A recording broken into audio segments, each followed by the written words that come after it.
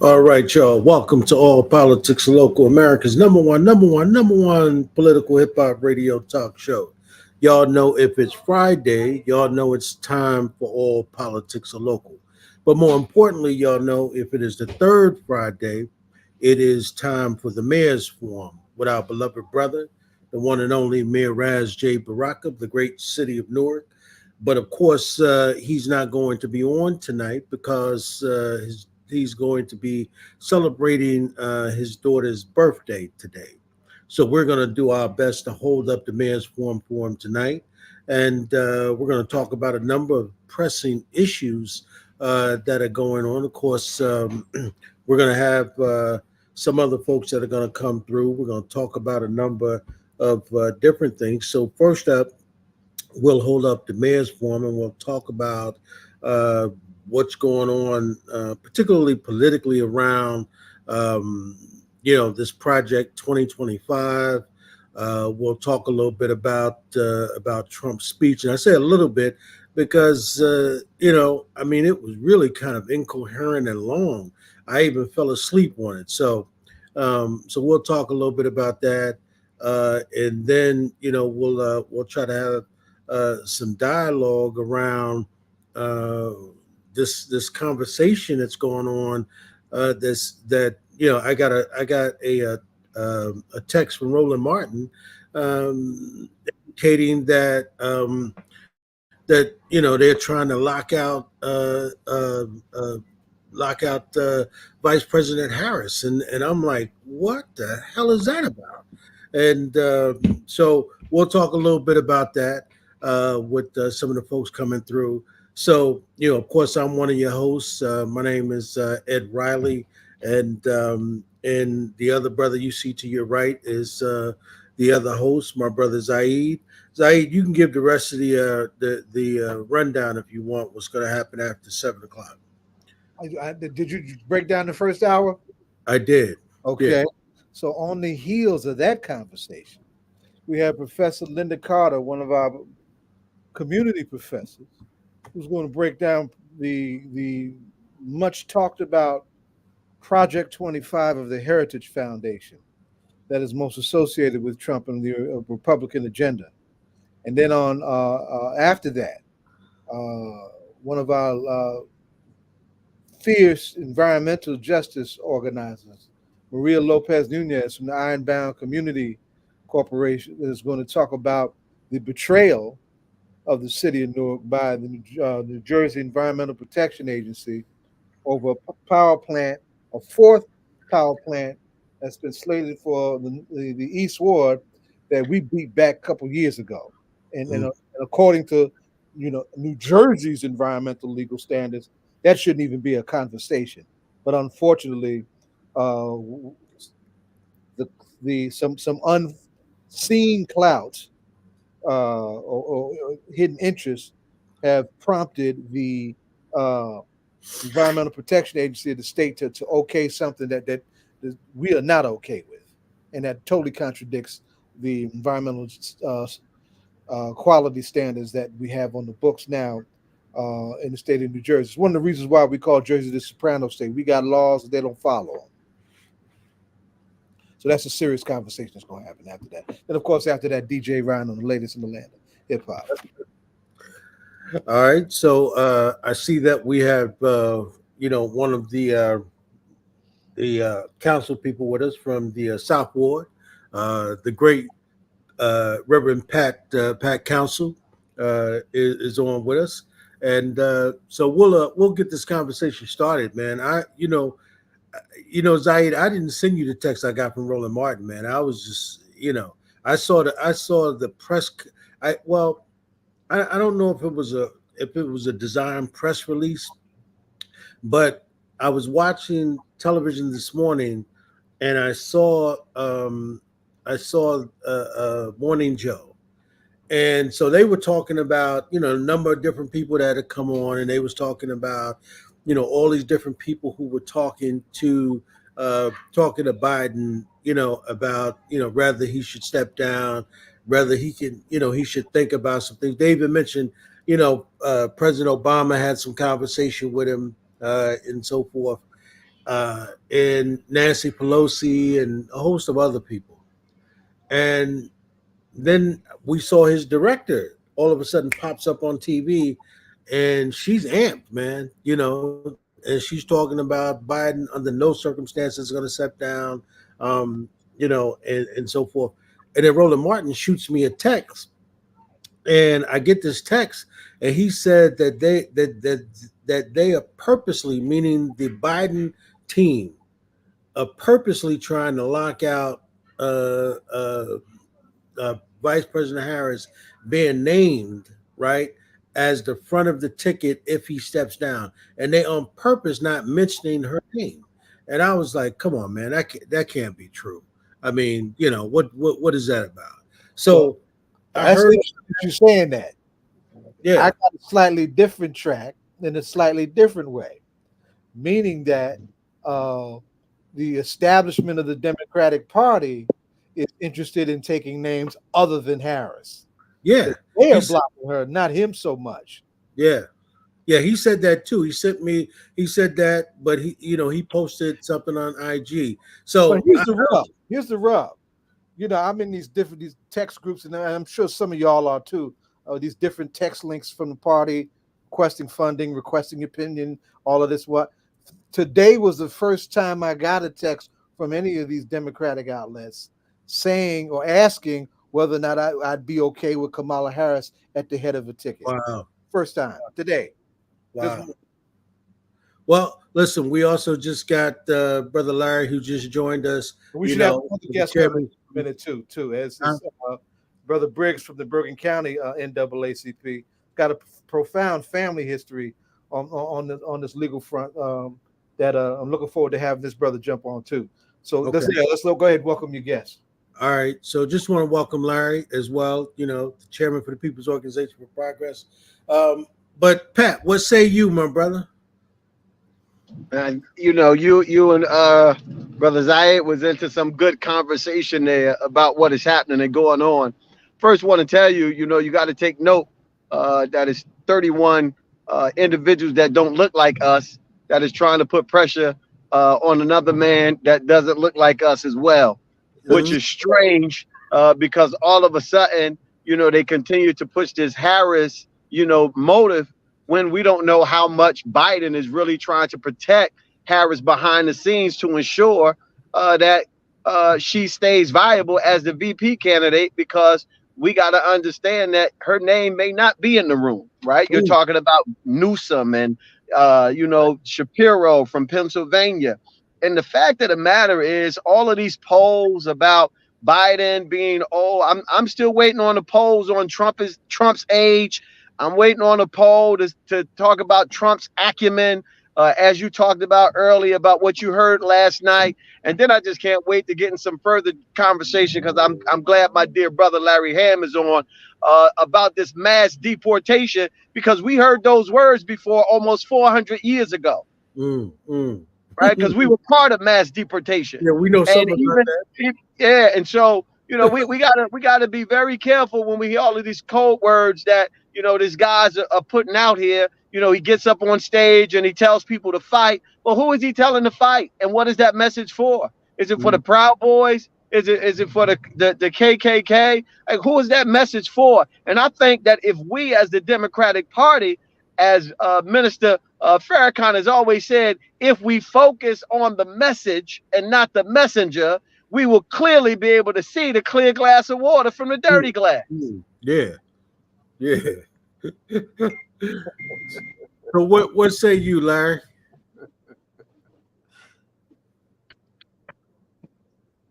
Can you hear me? Yeah. Can you hear me? Yes, sir. Well, I'm glad to see all of you, and especially glad to see Councilman Pat Council. Glad to see him too. This is a very ghastly situation that we're in now. It is a political crisis unlike any other since the country faced in 1968. That's what I'm talking about. In 1968 was the last time that the Democratic Party began to go down a course where they would abandon the incumbent president and open the convention up essentially to elect another candidate. Now, there's a difference between what happened in 68 and what's happening right now. In 68, Lyndon Johnson did not run for re-election. The anti-war movement was so strong. The anti-war sentiment in this country was so strong that Johnson knew that if he ran for election, he probably wouldn't win. For re-election, he probably wouldn't win. So he didn't run for re-election. That is unusual. That happened. You know, that happens once in a lifetime, maybe, that a president doesn't run for re-election. And so the party went through, and when I say the party, I'm talking about the Democratic Party, it went through the Democratic primary process. It had primaries. And I think the leading, I don't have any books or notes in front of me. This is all from memory. I think the leading candidate was Eugene McCarthy. Initially. Now, well, by the time they got to the convention, he was the leading candidate because Robert F. Kennedy had been assassinated. Yeah, that's right. Robert F. Kennedy had been assassinated, I believe, in June of 1968. Yes, sir. And so there was McCarthy, who had he had a kind of middle of the road position on the war, but there was also McGovern, who was seen as a more anti-war candidate on the spectrum. I mean, it might not be true in the strictest sense, but to get an idea, you might say that, you know, McCarthy was on the left, and what was the first? Eugene McCarthy, excuse me. McGovern was on the left. Eugene McCarthy was in the center, and then the Republicans were on the right. Now, what happened when they got to the convention in Chicago? All hell breaks out in Chicago. I mean, there was demonstrations of an intensity that is hard for us, as intense as the Black Lives Matter demonstrations were. They was out in Chicago whipping heads like there was no tomorrow. When I say that, I'm talking about the police. The police, remember, Daley was the mayor. Daley was a conservative Democrat. He didn't like no hippies.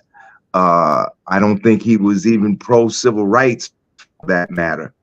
And so people, you know, there'd been a massive demonstration at the Pentagon, and this just inspired people to march on Chicago. Now, isn't it ironic that this Democratic convention is returning to Chicago, right?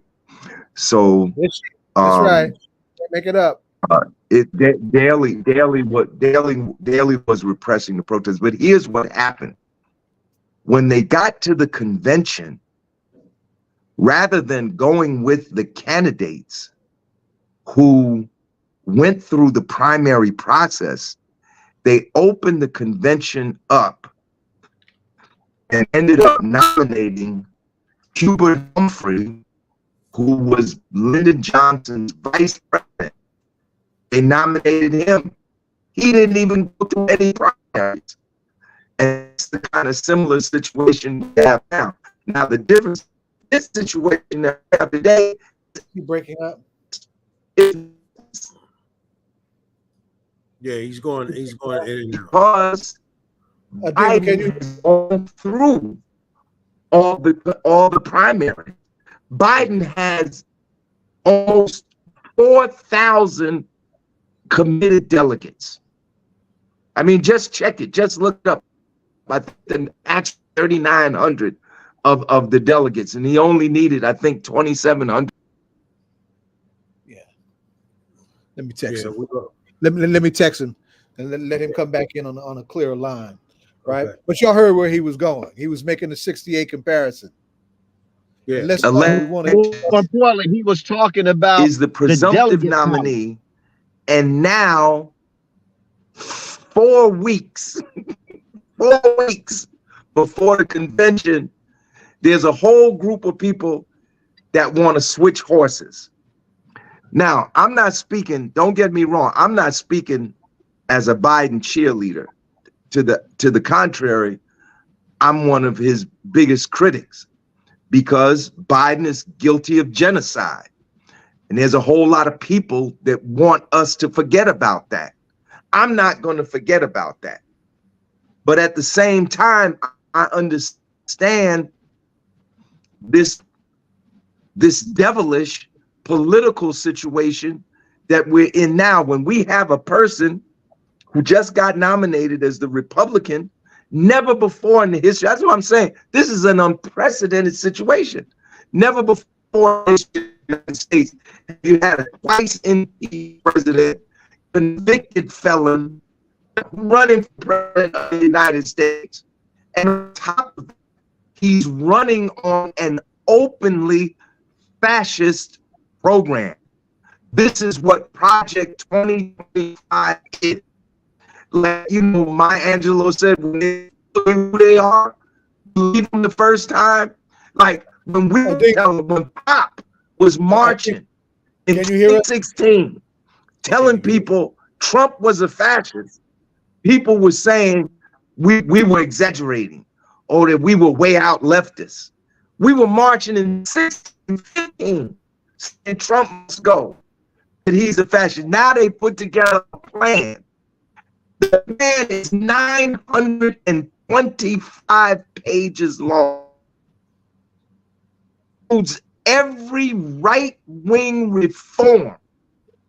I wouldn't even call them reform. Every right-wing initiative that you can imagine is incorporated into Project 2025. It took them $20 million. They spent $20 million for this plan. And that's bolstered by another right-wing. Oh man, he's having a good time. Let me call him. But before that, I want to bring Mr. Briggs in. Mr. Briggs, welcome to All Politics and Locals. Your first time with us. You're coming in at a very timely moment, and you've got a great family history too. Before we get on with this conversation, we absolutely want you to tell your family's history that predates the Brown versus Board of Education and has so much to do with your own walk for justice all along the way. So welcome to All Politics and Local. Let me try and get our brother back on. I think you muted, my brother. You're muted, Mr. Briggs.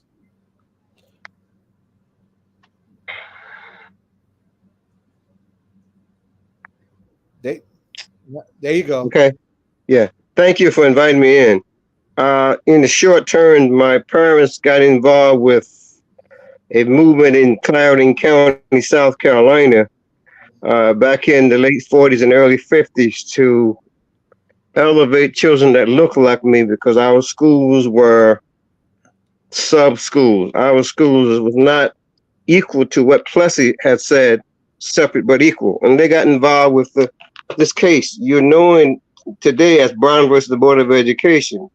But the first case came out of Clarendon County, South Carolina, to challenge the inequities of schools in the South that has children that look like me. So my parents was involved with that. Thurgood Marshall, our attorney, Dr. Kenneth Clark and Mamie Clark came down to show damage what they segregationists have done to us. And parenthetically, he showed damage in the Supreme Court, but nobody paid for damage for children that look like me in the Deep South.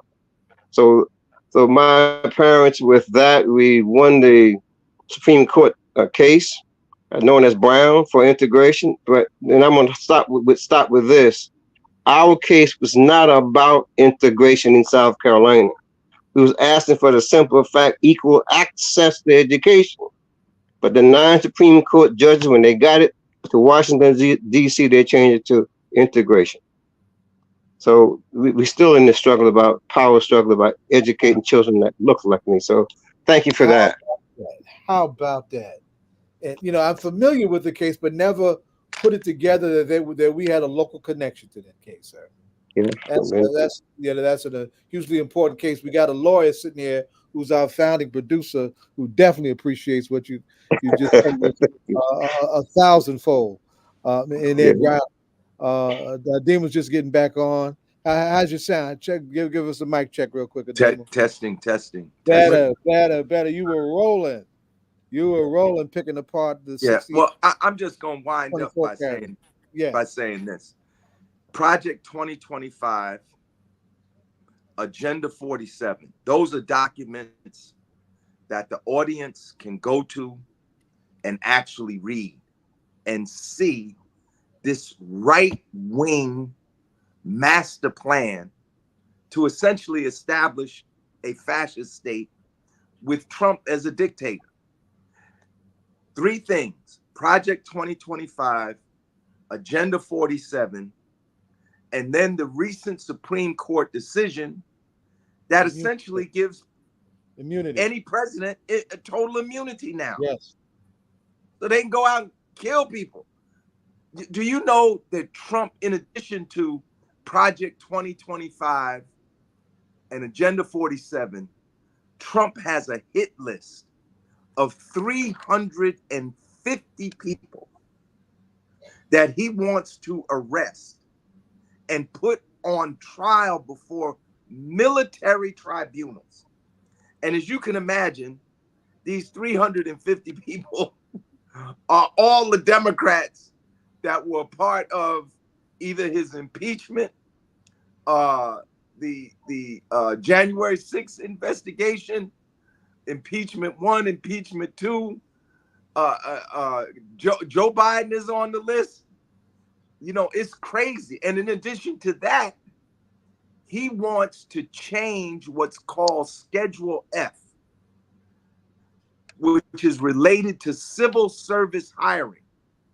And he wants to be able to fire 50,000, approximately 50,000 of I believe there are 2 million civil servants, and put in their place appointees loyalists to him.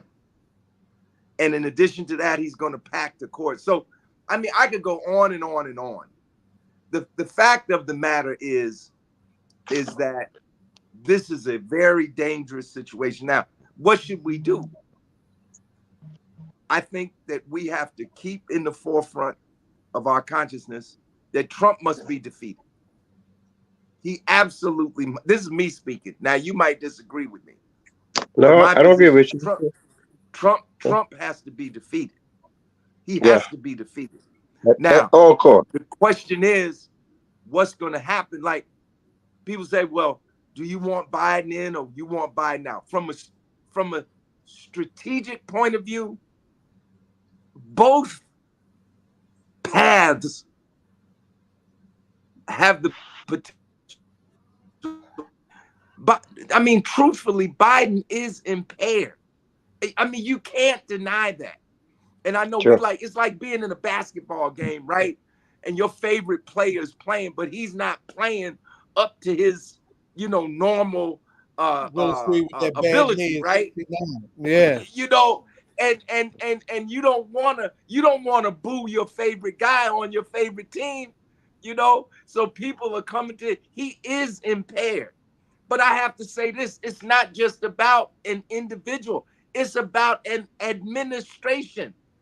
Whose administration do you want in there? Because there's only going to be 1 or 2 possibilities. It's either say that again, Brother Ham. Say that again, Brother Ham. Or it's going to be the Trump administration. Huh? I said, say that again, Brother Ham. There's only 2 outcomes. And let me preface by saying that I support people's right on third parties and third-party candidates. I support people's rights to do that, and I'm not going to attack people who are running third-party candidates. But the reality is, there's only two outcomes in November. It's either going to be the Biden administration or it's going to be the Trump administration. So which one do you want? You know, I'm critical of Biden, way critical, because he's guilty of genocide. There's no ifs, ands, and buts about this. This is not a conjecture. The war that Israel is waging in Gaza is being funded fundamentally by the United States. 100%. Armed and financed by the United States. I'm holding Biden accountable now, and I'm going to hold him accountable if he's reelected. So you got two paths here. Biden stays in, is a possibility we could lose. You switch teams, there's a possibility that we could lose. Personally, I think tactically, I think we risk fracturing the party if you switch teams. But see, this thing is beyond our control. No matter what the five of us think who are on this call right now, no matter what any of us think, this thing is being fought out between factions within the ruling group of the Democratic Party. And we're not going to make that. We're not going to decide what we say is not going to decide. I would say that we shouldn't get too emotionally attached to who it is, but be emotionally attached to defeating Trump. If it's Biden, then we defeat Trump.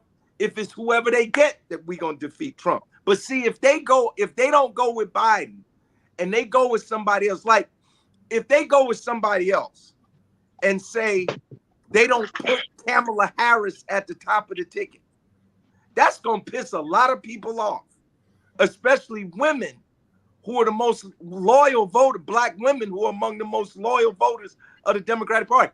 Everybody assumes, because people are thinking it now. Don't act like they're not thinking it. They thinking it and they talking about it.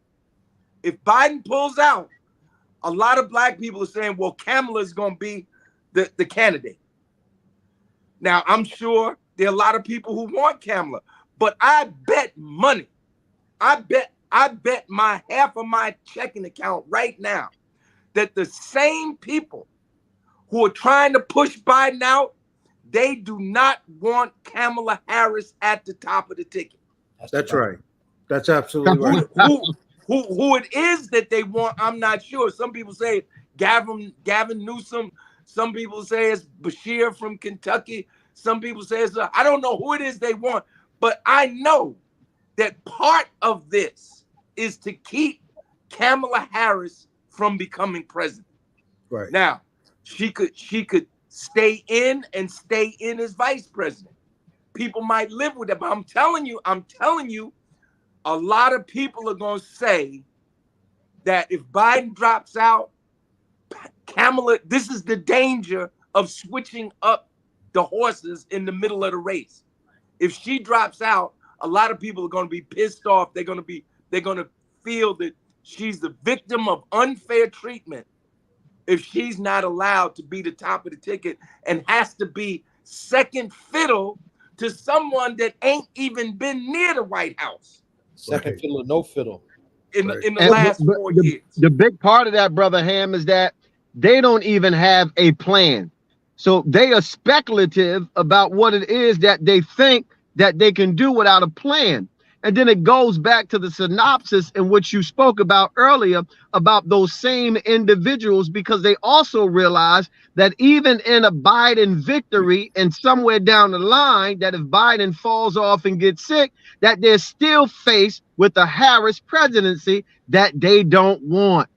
And right. That's why we have to focus on message and not the messenger. Because when we do the tale of the tape, and we line up the message, even in the fractional part in which Brother Ham talked about the situation in Israel. If you still line up the tape versus Biden, and as it relates to HBCU funding, putting a black woman on a Supreme Court, raising Pell Grant money, climate change, fighting the pharmacy giants, protecting Social Security and Medicaid, fighting to reduce inflation, the rise of the SP 500, all of those things. And you look at the other side that says mass importation, destruction and delinquishing of public education, the movement of all social programming. What are we talking about here? Yes, it's a fascist dystopia that they want to establish. But see, what must we do in this dilemma? What we should, there's only about 114 days left until the election. We should be calling for and engaging in massive voter registration. Because people talk about New Jersey is in the bag. I don't believe it. Yeah. New Jersey is not a blue state. New Jersey is a purple state. They weren't even sure if Murphy was able to win a second term. Remember, in the last gubernatorial election, both candidates, Murphy and Chitterelli, both of them got over 1 million votes. Murphy only won by about 50,000 votes. That came in from Essex County, at the That's last. right. They came out of Black communities across the state. That's you know, right. with this highly charged. Remember now, the Republicans are charged. They not just, this ain't just another election. They are highly charged now. Lockstep. They're going to work their asses off to try to get Trump elected. And here in who knows, New Jersey could become a battleground state. And look, the polls say that New York, the bluest of blue states, is going to be a battleground state. I mean, I couldn't understand it. Why did the lieutenant governor, maybe you can help me with this, counsel, because you probably got more insight into the thinking of elected officials. Why did the Black lieutenant call for You froze up again, Adema. I want to bring Brother Brick to the conversation. Can you hear us? I can hear you. No, I know you can hear. He can, because I want him to let you get a word in here. Yeah, I just came from the. Exactly. I'm just coming from the national convention, and yeah, we want your vibration from the convention. Folks from all over the country for the NAACP's convention. All of you got a good look at the president firsthand. What's the vibration coming out of the convention? We as potential Democrats have supported that party for a long time. People will cheer if he came out in a wheelchair, but his voice is light. I was at the White House with the celebration of Brown v. Board 70th anniversary. His voice is light. Now, can he steer us through 2 years of getting reelected and let Kamala Harris take over? That's my belief that would happen. But the opposition saying we will not have 16 years of the Democratic leadership regardless. Now, I mean, I say 16 years, 8 plus Harris. If she win, she got a chance to do a third term. But at some point, Democrats that around the president, didn't you see some of his health condition prior to 6 months ago? So where was the inside leadership there and waiting till the race has started that we speak out?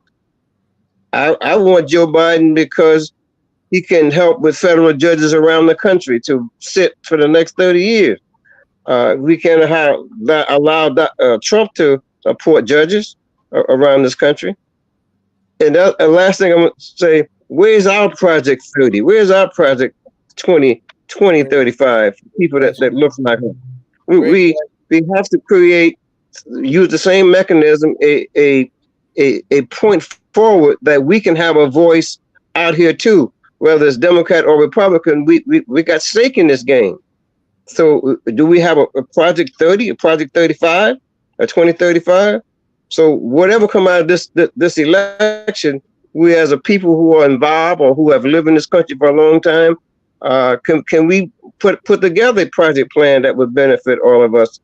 No matter who comes to power, we must have power to make it answer our plea, answer who we are as a people. And I haven't heard that from the Democratic leadership party. And the other thing is that people got to realize the Republican Party is the grandsons of Jim Crow, or the grandson of the old Southern party that came out of the South, end up in the Republican Party. These are the folks who hold offices now. So it's work on our part, regardless how this turn out. But I'm gonna put my vote for Joe Biden. If he doesn't win, then I got to back the nominee, whoever want to lead us as a people. But no more promises. Project 2035 has to be no more promises. That's it for me. Thank you. No, but two things. One is that if they move Kamala Harris to the top of the ticket, that is the Biden administration, right? Because one of the things that she pointed out at the Essence Awards is that she said to 60,000 Black people, she said that I helped in everything that was done in these 4 years. So when Pat was given that lineup, right, she said he would say that she helped with that, right? She helped with getting funding to HBCUs. I helped getting COVID money to Black communities. She would say I helped with all of that. So for these people who would be considering not moving her to the top of the ticket, but going out and looking for someone else, right? That would be total disrespect. And so Larry is correct when he said that these Black women would be upset. And one of the things I hear, in answer to your question, my brother, one of the things I heard Mayor Baraka say a couple of years ago to me, he said, Ed, he said, our problem is that we don't have an active Black think tank, right? That's Nathaniel's point. We don't have that. And so that's what he and I were talking about, Zaid, when he was saying, as we were working on the National Black Political Convention, he said, Ed, we need to be focusing as we're doing that. We need to focus too on creating the National Black Think Tank. Because think about it. One of the things that they talked about, Pat, when they say that this 900 pages of Project 2025, they say it's the conservative promise, right? They called it the brainchild of the Heritage Foundation, a 50-year-old think tank known for engineering bright ideas like the enduring myth of welfare queens, Reagan's CIA crack cocaine project, and George H.W. Bush's invasion of Iraq, right?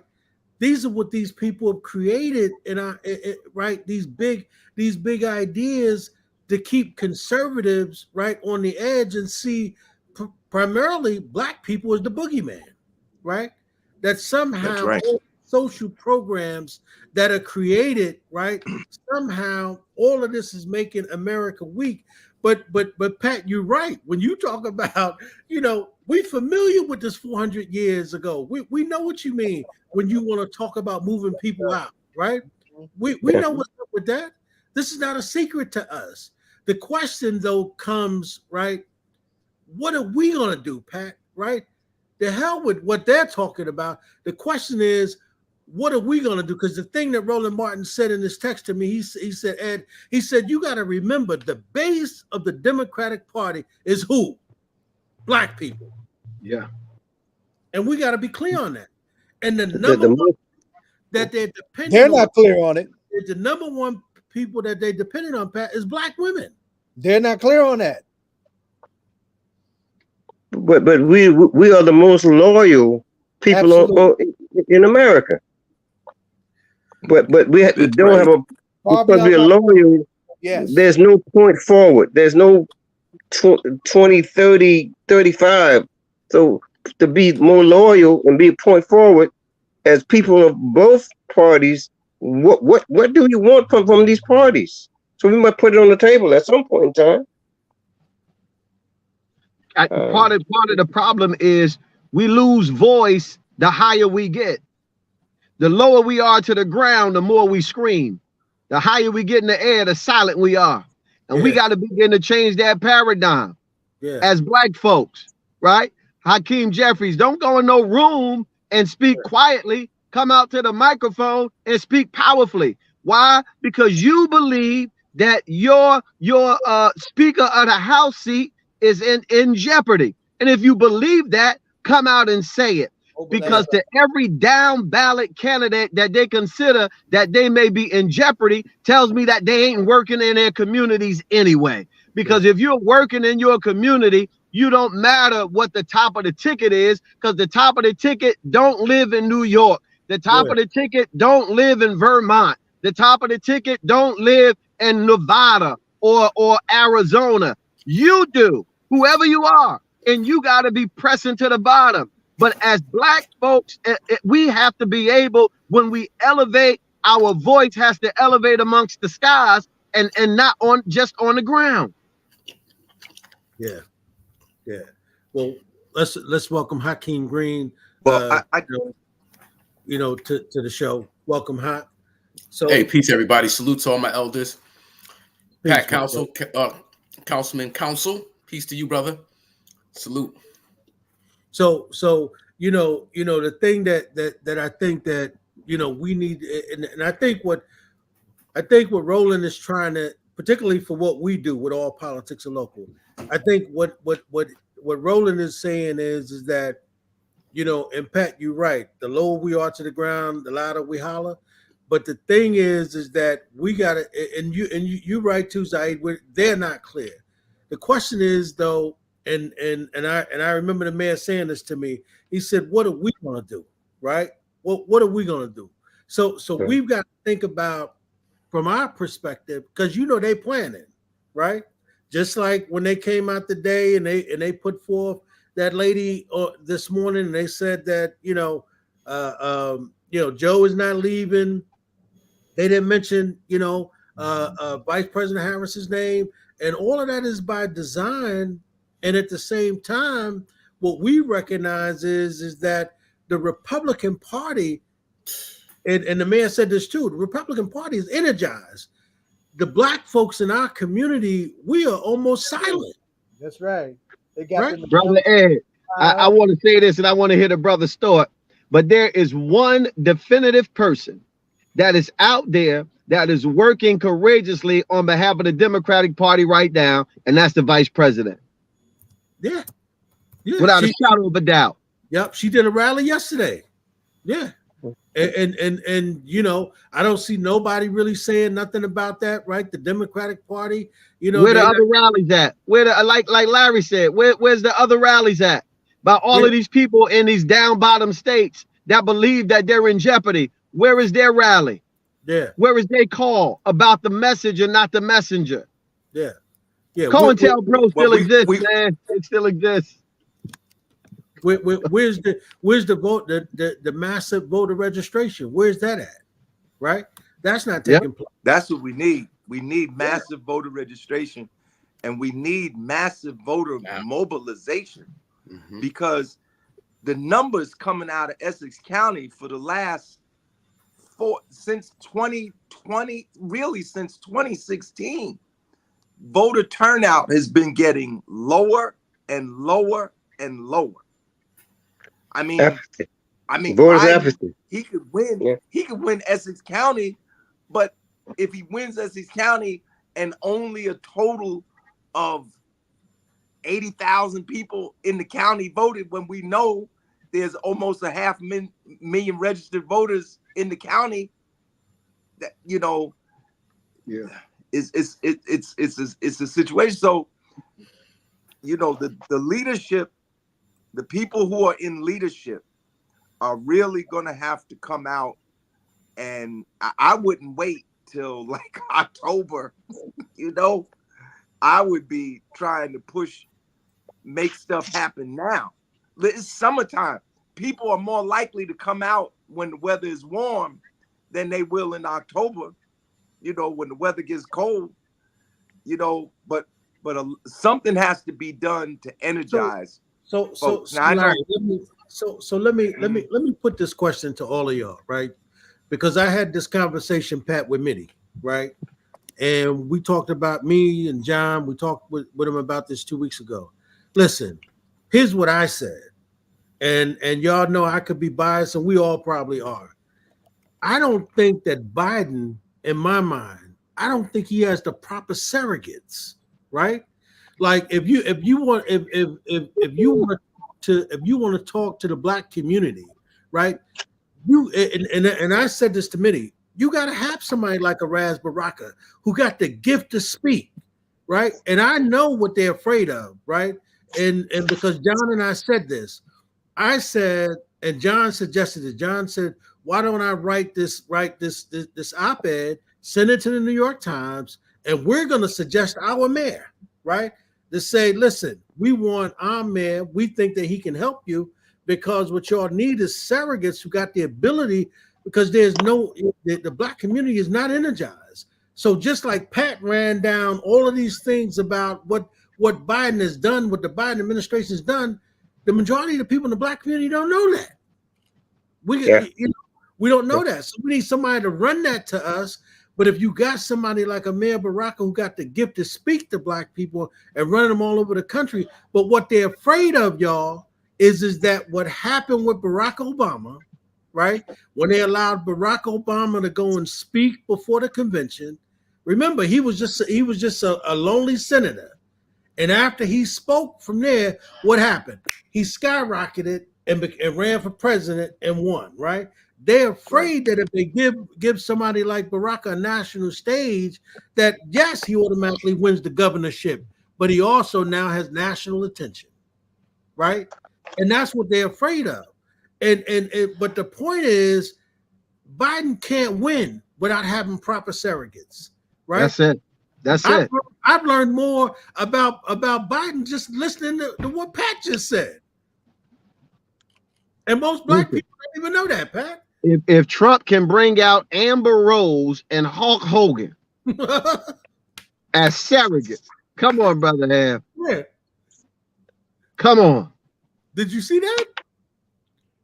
Amber Rose, Hulk Hogan as surrogates. The exploitation of us is serious, brother Zaid. Yes, it is. We can fill a rap concert with 100,000 people. Yeah. And can't deliver a message about our safety and security in these Americas. Because when he talked about that mass deportation, brother, that punched me in my stomach. That was a punch in the stomach. Because I understood that from a cultural perspective, from an ancestral perspective, what mass deportation looked like through the annals of those halls of Ghana, Songhai, Mali. I understood what that looks like. And then to turn around and say, I can't wait to become president again so that all of these drug dealers can get the death penalty and we sleep. Yeah. As Larry said, we can't afford to be sleeping at the wheel. Yeah. Mass mobilization of information dissemination from everybody, our hip hop community, everybody, mass dissemination of information and mobilization. Yeah. We have to focus on the message and not the messenger. Yeah. Hey, And if you close your eyes and you envision what Trump's portfolio is from 2020 from Project 2025, and then you look at where we are headed in this country that is about to take a swing because of inflation decreasing, tax increasing. And then we have to figure out to get somebody in place to be strong enough to continue to hold down what we need to do to continue to move, to raise the economic consciousness of this country. Yeah. Yeah. For the safety net of this Black community. That's what we're missing. How do we save us? Yeah. Because Project 2025 is us. It's not poor white trash. It's not Hillbilly, J.D. Vance. It's Larry Ham. It's Hakeem Green. It's Ed Riley, Zaid Muhammad, my other brother on the line. It's us. We are Project 2025. Yep. Public school babies. Yep. Yeah. Getting people to understand that is so difficult, though. It's like they're openly telling you who they're against and who they're targeting, but you have us supporting the very people that want to exterminate us. Let me ask. It doesn't make sense. Yeah, let me ask this question, and this is looking through a 68 lens, right? With Biden's full blank check support for the Gaza genocide, which destroyed a considerable emerging base within the Democratic Party, heading to the convention divided within itself before we even get to the question of the Gaza genocide. What should we be concerned about to develop some kind of functional operational unity in divides that are this dangerously sharp, almost as dangerously sharp as they were at 68? Anyway, sometimes I think that the message that we put out, vote, vote, vote. Well, why not attach the word legacy vote? Did you vote last election? Did your parents vote? Or are you going to vote for your children? That's the legacy vote that we should institute by word. That's a track record of we participating in this civil system that we have to deal with it. But we just keep hollering this vote. This is the greatest vote you got to cast. Let's put a legacy on what we do, that we can go forward, and you can attach how many years your legacy can stretch to the next generation or to the where we at now. We just and that would be our voice of the people going forward, our legacy. Thank you, guys. That's good. I like that. That's good. Yeah. I think that this summer we should call some voter like POP. We do voter registration. We do it every Saturday. We be out there on Broad Market. Last Saturday, we'll be out there this Saturday. We've been doing voter registration. But I think one of the things we need to do is maybe start having some voter registration rallies, and get them going and keep them going until the cutoff in October. And then, after voter registration rallies, we can also talk about voter mobilization and putting the infrastructure together to try to, help get people to the polls on November. What's the election date, Pat? Is it November 4th or 6th? No, the election.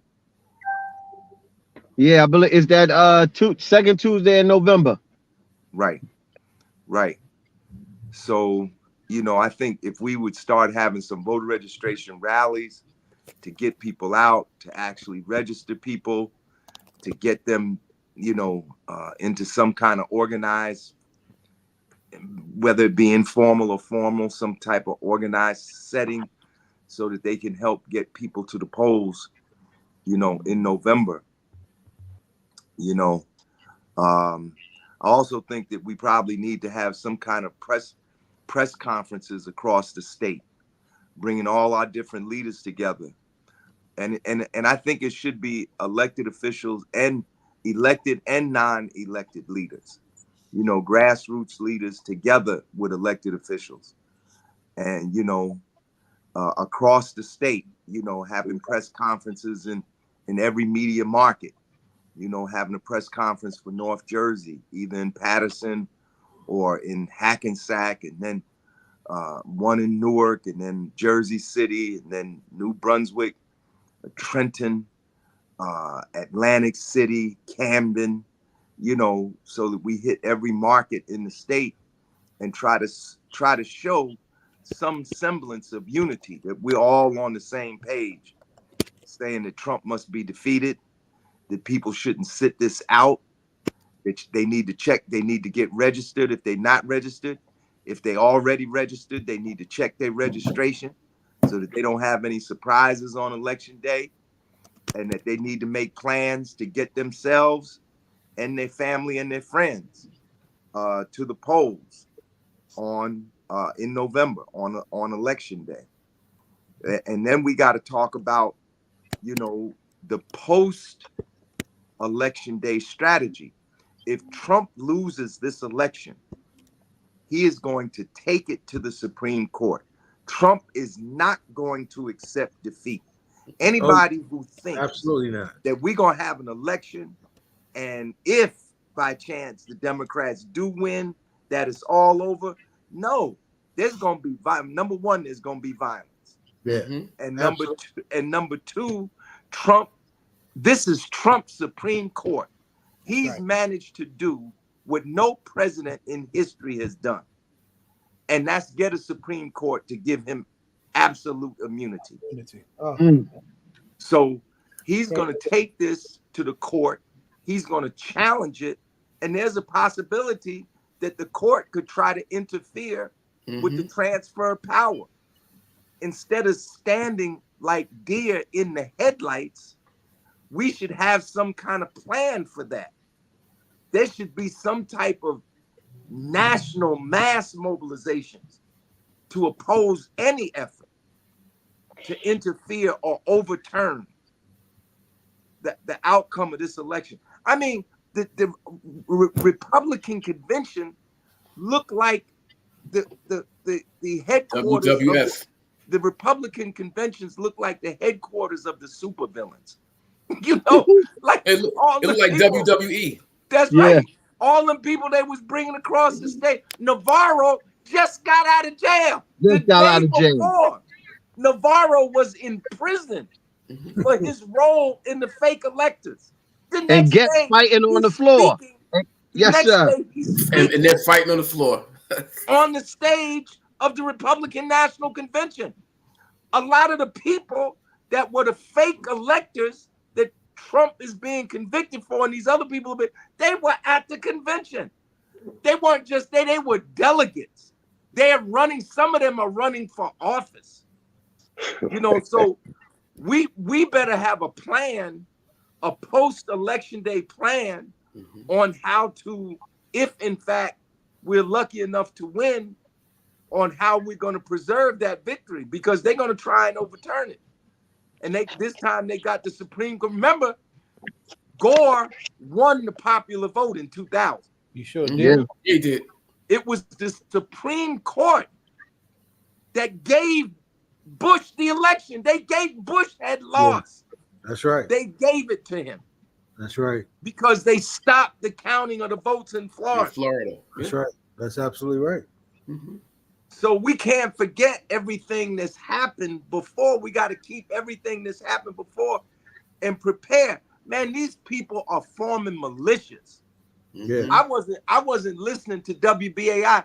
I was listening to WNYC, public broadcast radio, giving a report on these white Christian nationalists. Their churches are forming militia groups. They are arming themselves. And believe me, they are not arming for self-defense. And we somehow we have to get the message to our Muslim brothers and sisters, our African-American, Black Muslim brothers and sisters who are on the fence. They're the first target if this fool gets back in. Yes. They're the first target. I'm having discussions with a lot of my, my hip hop peers who are Muslim, and they're like either staying out of it or they're siding with the conservative. And I'm like, bro, well, you can't. You have to realize they're coming for you first. They're telling you. Yes, sir. I'm trying to figure out who I can afford to be a lawyer, to be my lawyer. I ain't kidding. I know it, man.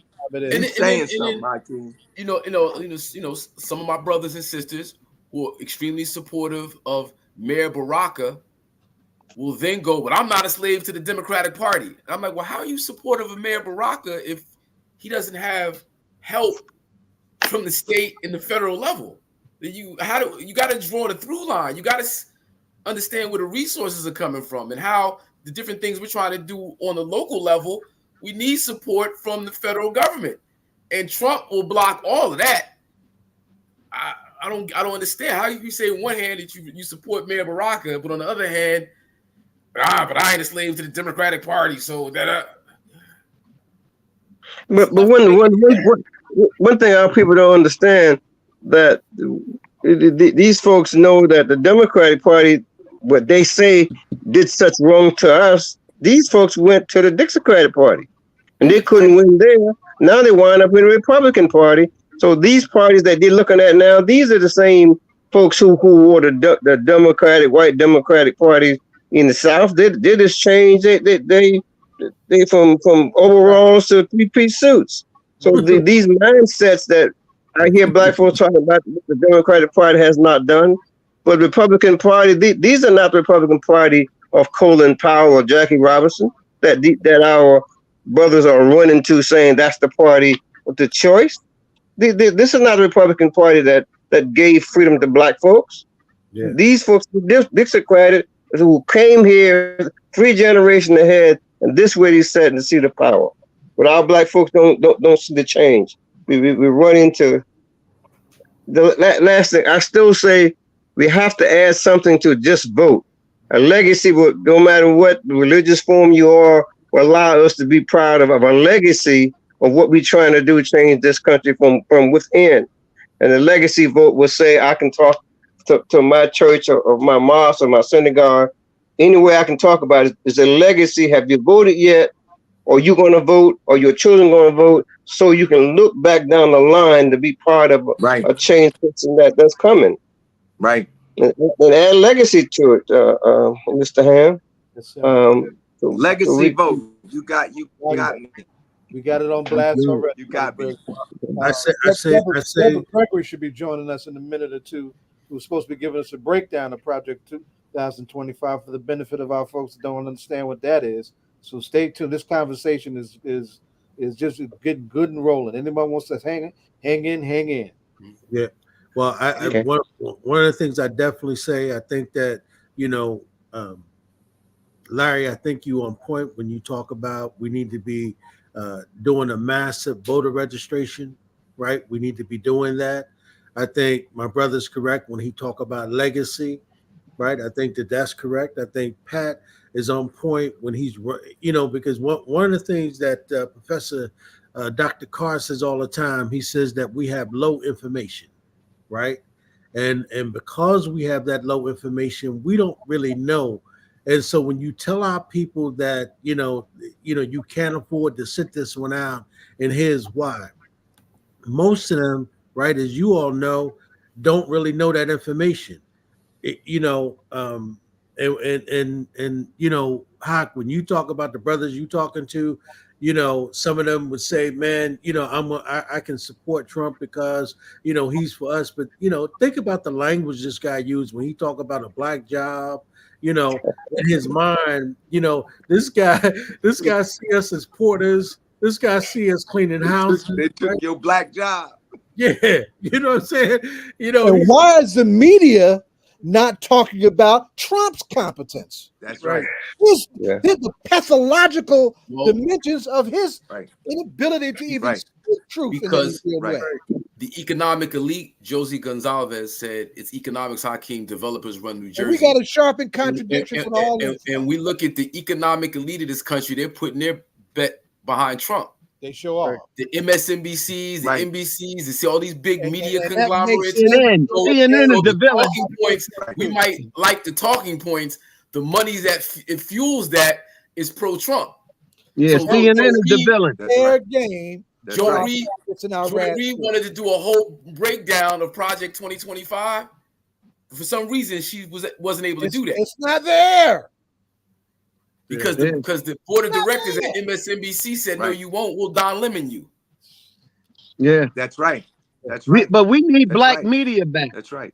Right. Yeah. So Roland, you're good on your podcast, but we need you on TV. Right. We need black media back to be able to have these kind of conversations.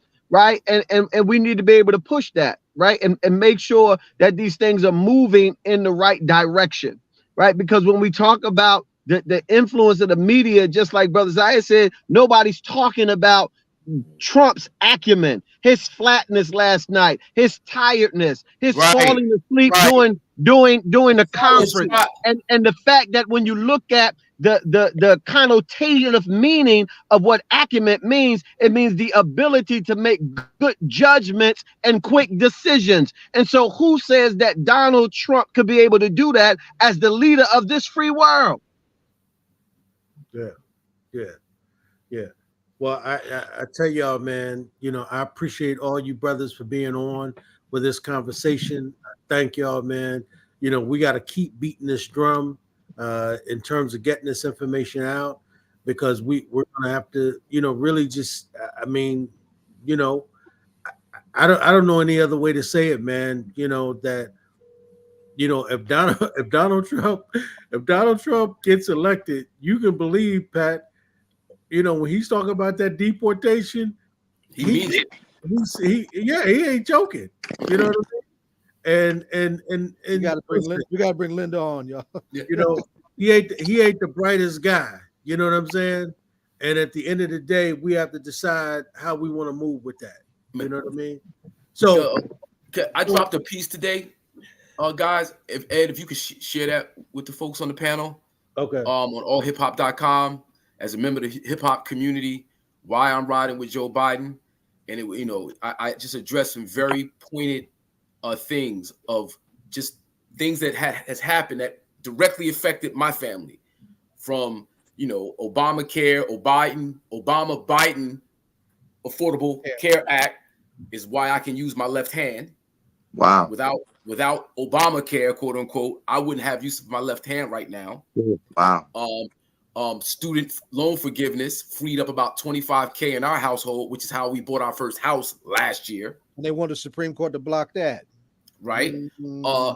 Cannabis deregulations. All we do is spark madism. There's a booming cannabis economy that all my brothers and sisters participate in some way, shape, or form. Descheduling that and taking the criminal aspect away from that. That's the Biden administration. And we can go on down the list, from the infrastructure bill, Build Back Better, CHIPS Act, these different programs where money's being directed to urban communities. But when we say urban communities, we know who we talking about. Very specific things that affect me and mine in our community that we got to kind of talk about. It gets lost in the personality debate. And it's about strategy. It's about leverage. It's about actionable items. What is actually, forget what they said or how they said it. What are they doing? And the Biden-Harris administration has done so much in a very short amount of time. And Brother Ham, I want to hold Donald Trump accountable for the genocide that he created in this country during COVID. The doors that I had to knock on for seniors that were dead in their household when I was monitoring all of the senior programs in the city of Newark during COVID. And we had to knock on those doors because those people in those households were no longer living because of his response and poorness to COVID. So both of them got to be held accountable for genocide. Both of those white guys got to be held accountable. But I'm still got to be focused on the message and not the message. To piggyback off that, Pat, Trump, while Obama was in office, we had this Ebola scare. One person came in our country with Ebola, infected somebody who ended up passing away. Trump said Obama should be impeached because of that. Right. But look at COVID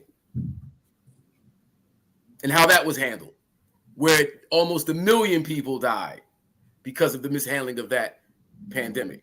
So we got to, if Trump can say this about Obama, and I'm sure he meant it, then what do we say about almost 1 million Americans dying from COVID because of his mishandling of the pandemic? Right. Brother Muhammad, we all on this phone, and I'm hearing all the brothers.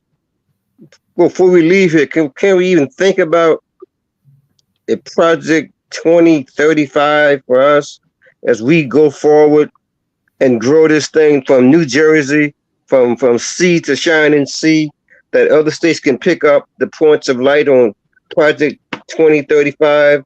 So maybe we sat around here with brilliant ideas, lead forward. If it ain't coming our way, let's put it out there. Hopefully that it will catch fire. That we sitting today are responsible.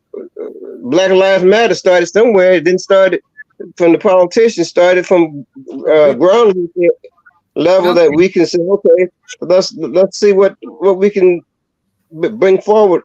Points of light for 2035. What do we want? What are we looking for from both parties that we can all live with and go forward with our children and our legacy of participating in the voting system in America?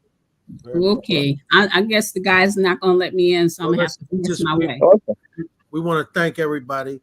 You know, if y'all want to stick around, y'all more than welcome. But we want to definitely let Zaid go ahead and introduce our dear sister, Professor Carter, so that you know, she can go on and get in and begin to do some work with us. But we thank all of y'all for being a part of the show today. And she's talking about, she's gonna break down. I'm getting ready to let me do this because y'all taking my time.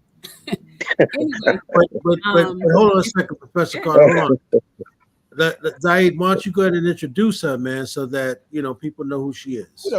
She don't need no introduction. That's why she want to hurry up and get to it. I know what she's talking about. But she is indeed one of our most beloved community-based scholar lawyers, right? Who never not takes a call from the community when it's needed and when it's important and when it's germane. And we need somebody to have a broad breakdown. This is a teaching platform, everybody. Let's remember what all politics and local are. It's a teaching platform, right? We wanted somebody of a teaching kind to break down Project 2025. She did not hesitate to answer the call. So with that, I want to bring aboard our good friend and scholar and lawyer, Professor Linda Carter, on Project. Well, actually, Larry Ham is the scholar. I'm just doing what I do. So I'm going to make this really quick in the beginning and just get to the point. You can get this on the grill. These are the 10 points that are going to impact Black people in particular. All right. One is to make the government white again. Every Black person has a cousin or aunt who works in the federal government. So the key is to increase the numbers of white and decrease the number of Black people working for government, primarily in the federal system. That's number 10. Number 9, they're seeking to will fight racism against white people. Right? According to the Caucasian race theory, racism against white people is destroying America.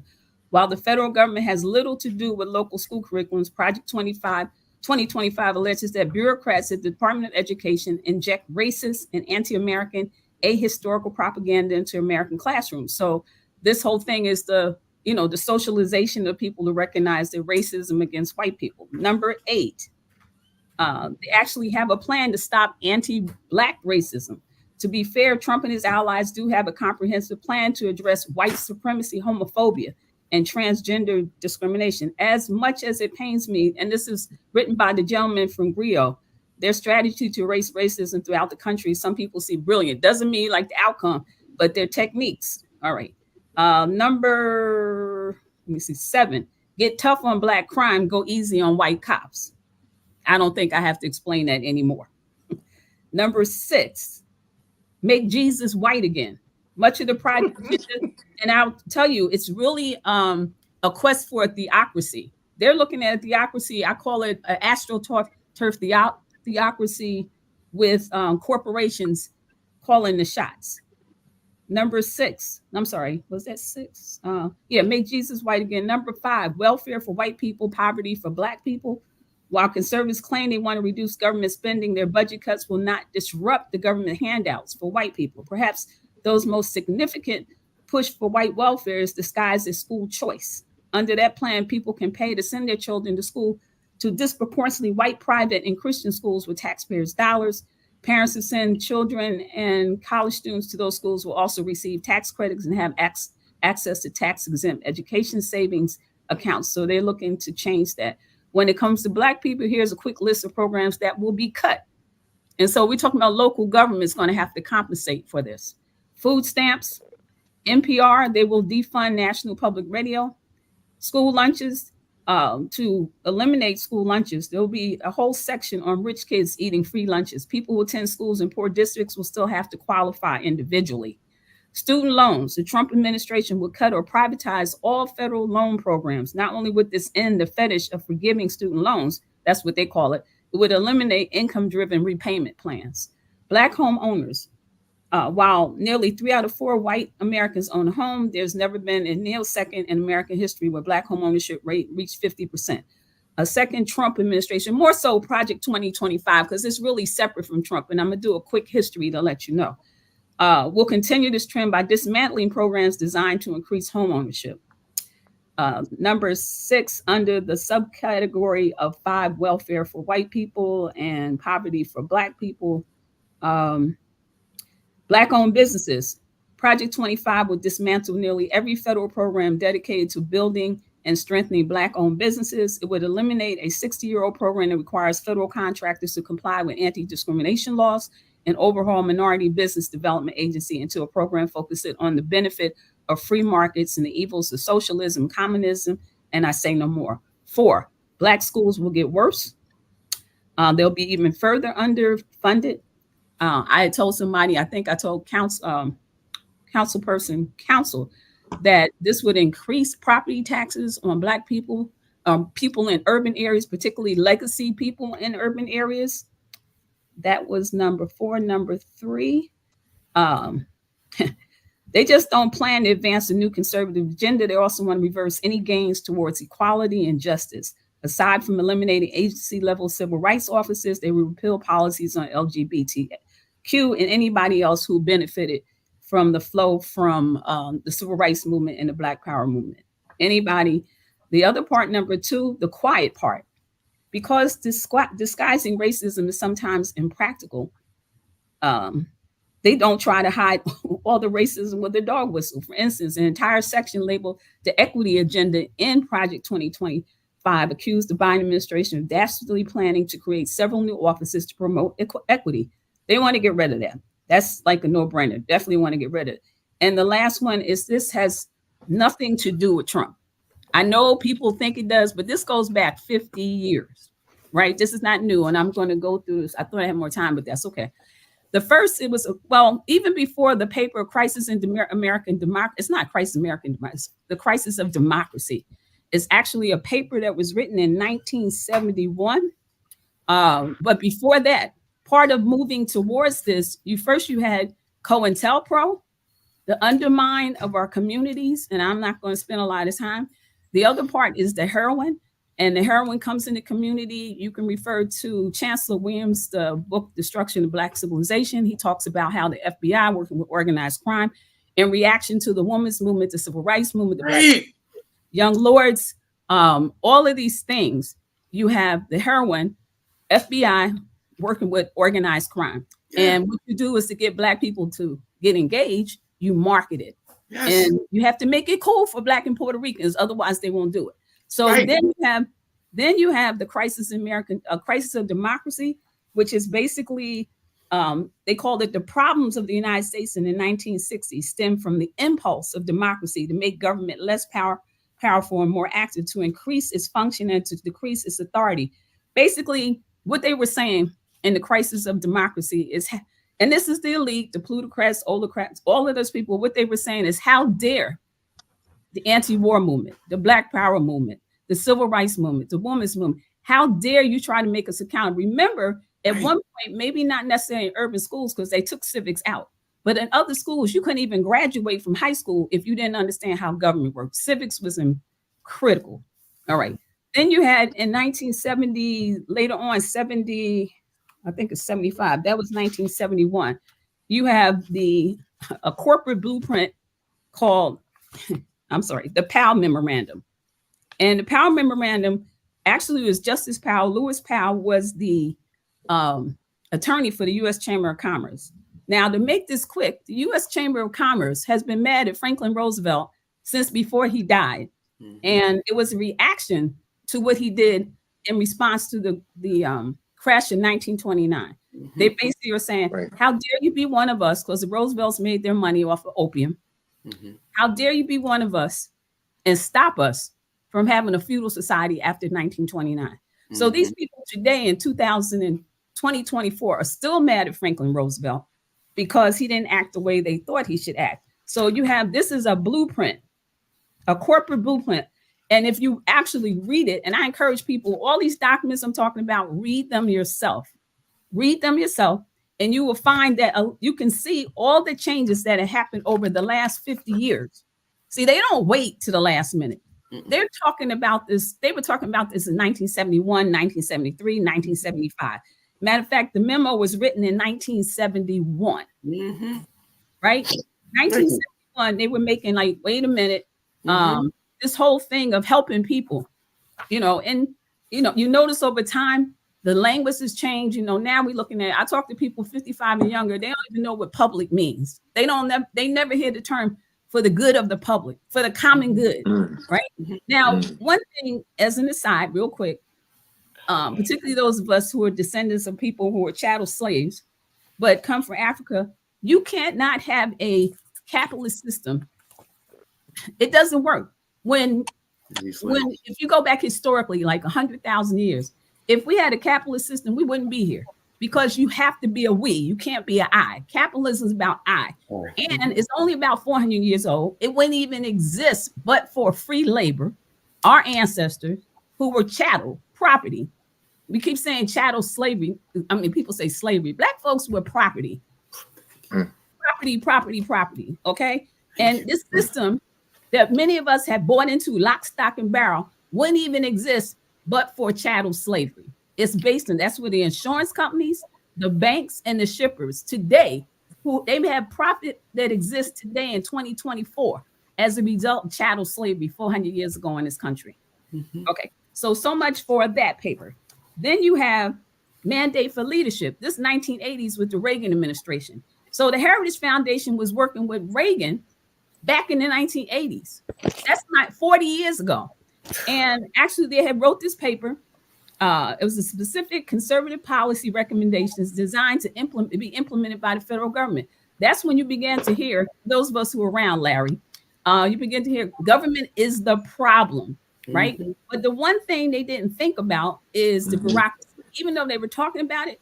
And, I teach political science, and I always tell my students that you hate when you go to City Hall, you hate when you go to government, but that bureaucracy, a lot of the cuts and stuff we see now would have happened 40 years ago if it wasn't for bureaucracy.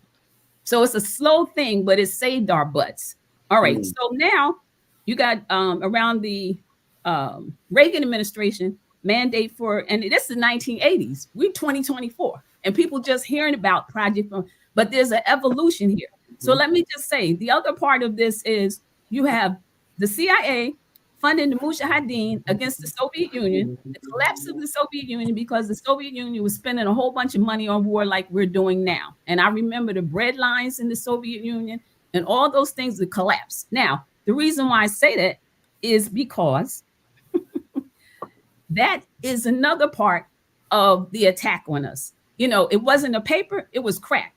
And so the CIA was bringing crack into our neighborhoods. That's right. And that's what was funding the Mujahideen that is Al-Qaeda. That was funding them against the Soviet Union. Yeah, they kicked the Soviet Union's butt, but it was with the crack money. Now let's go to immigration, because that plays a role, since everybody's talking about immigration this week. At that time, the money from crack is actually rolling into where? Honduras, Nicaragua, El Salvador, and Guatemala. Those people don't necessarily want to come here. But what they did, they were coming because that money from the crack that was funding the Mujahideen was rolling through Honduras, El Salvador, Guatemala, and whatever one I mentioned, Guatemala and Honduras, right? So the money is coming through. That's the beginning of the cartels.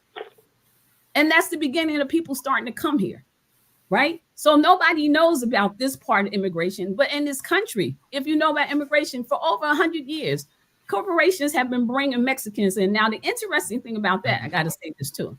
But for Haiti, kicking France's butt, France would not have to sell Louisiana, which means that part of the country, Texas, California, Nevada, Arizona, was Mexico.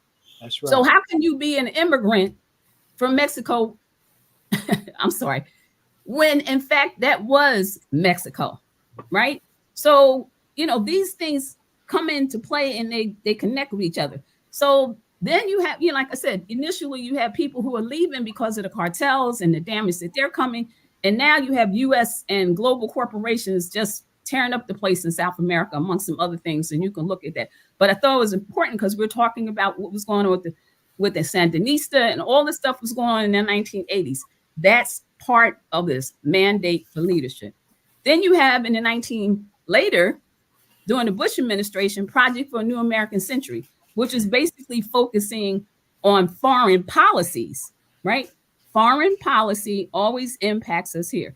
That was to promote American global leadership that requires a military-industrial complex. Now, mind you, when it comes to the military-industrial complex, the day that Kennedy was being sworn in, for those of you who are old enough, President Eisenhower, who was a general, said, I'm just telling the American public that the military-industrial complex is going to control your budget, right? So when we get to Project for a New American Century, now, and if you remember, this is when they go into Saudi Arabia and this conflict because you have, Muslims, you got American soldiers there. So you have some challenges going on because of cultural things. But the Project for New York, so this is all part. This is before we even get to Project 2025. Then you have maybe about 20 years ago, the Heritage Foundation and all these groups, they didn't think that they would be able to get into the federal government. So about 20 years ago, they started concentrating on state legislators, right? And you see a lot of legislation coming out of different states around the country that you may or may not like, but they figured that they have more success in dealing with states than trying to get in the federal government. And then here comes Donald Trump. Now, for all intent and purpose, I've been watching Donald Trump for about 40, 45 years. He's a spoiled brat. That's what he is. It's all about him. He don't give a flying hoot about nobody but Donald Trump. And I can tell you, his attorney, Roy Cohn, who is actually the attorney for McCarthy doing the... Right. Oh, come on, let's go. That's right. During the McCarthy era, Roy Cohn came to him because he was doing bad. I think he had AIDS or something. I'm not really sure. He came to Trump. Now, he taught Trump a lot of stuff, and he taught Trump's father. And by the way, Trump's money did not come from pulling themselves up by their bootstraps. No. Their money came from strong arming people in city council meetings to get contracts to build public housing. His money is off the public, as most of these wealthy people. The money is off the public. So Trump is in office, and the elite don't really like Trump. But because he's bombastic, he's Trump. They would rather have somebody, well, now they have a vice president, is more like what they wanted. I think they would ideally have liked the governor of Florida. He's Harvard, Yale, military. He's slicker and he's more wicked than Trump. But Trump gave him $1 trillion tax cut. So they said, wait a minute. He's useful. Now, they don't care about Trump is a main tool. He's very good at what he does. He markets well. He's the 3-car Monty, right? I heard him the other day with the Bible and he's convincing people. And, no one in paying attention to him for like almost 50 years. I can't believe people were believing this, but people are believing it. He's an excellent marketer and he's excellent at keeping people at each other's throats. He's great at that. And so then at the end of his term, there's something called Schedule F. And basically that was a move to try to get rid of the bureaucracy. Remember, during the Reagan administration, we weren't talking about bureaucracy. It just wasn't really on their heads. But when it came to Trump, I guess the people said, wait a minute, we need to hit the democracy, the bureaucracy. So let's move all these federal employees, especially those who are not like-minded, they have to go. So they started interviewing during the last year of Trump's term, because this is how confident they are. They started interviewing during his last term. And then when Biden came in, from what I understand, it kind of slowed down or, it moved to, and it's an executive order to this effect. So then around last Halloween, last Thanksgiving, they started re-interviewing. That's how confident they're re-interviewing people for these jobs for the next administration coming up. Like Halloween, between last Halloween and last Thanksgiving. Right. So now we have Heritage 2025. And I thought it important to tell you that this is not something that just showed up. These people have been working and thinking like this. And what Trump gave them was the opportunity. He had 78 million vote for him. Right. And then you also have this whole strongman thing going on, too. And interesting, somebody mentioned MSNBC and CNN. When Bernie won those first 2 states, right? Now, the size, if you look at MSNBC, for example, on the right-hand side, about the size of a small cell phone, Bernie wins. No matter how you feel about Bernie, that's not the point. But if you look, this is a presidential candidate who won the first 2 states. Joy Reid's face dropped. I'm sorry. The amount of space that Bernie got on MSNBC that day when he won, this is at the time he won, was the equivalent of the size of a cell phone. The whole screen was dedicated to Trump at a rally. Now, I heard the president of Viacom say, we don't like him, but he makes us a lot of money. And somebody mentioned in your discourse that you're absolutely right. He makes a lot of MSNBC and CNN in particular. You know, Fox, everybody expects that. They make a lot of money whenever you put him on. Advertisers make a lot of money. He's paying salaries for people probably on MSNBC and CNN by whenever they bring him on. And I'm sure they made a lot of money doing the convention because, but you know, my point is that from a historic, and I know people don't like history. I grew up with people, I know they don't like history, but these things didn't just start today. Now, the other part, y'all talked about how to get people out. And I mentioned this before. I said, when you first brought me on, I said, we cannot wait to the last minute to all of a sudden register people. First of all we talk about is vote, vote, vote. You can't just say vote. You have to have educate. You have to tell people what their power is. Yes. And it's got to be simple. It's got to be marked, especially to people under 55, where the socialization is that I'm not going to read. I'm not going to the library. I want to see things quickly. And now with the internet, it's even worse. People don't want to read. They take little pieces of clips from the internet and form opinions, hurt people, get mad at people, destroy relationships about a little clip. And people be referring to this stuff. So it can't be about just voting.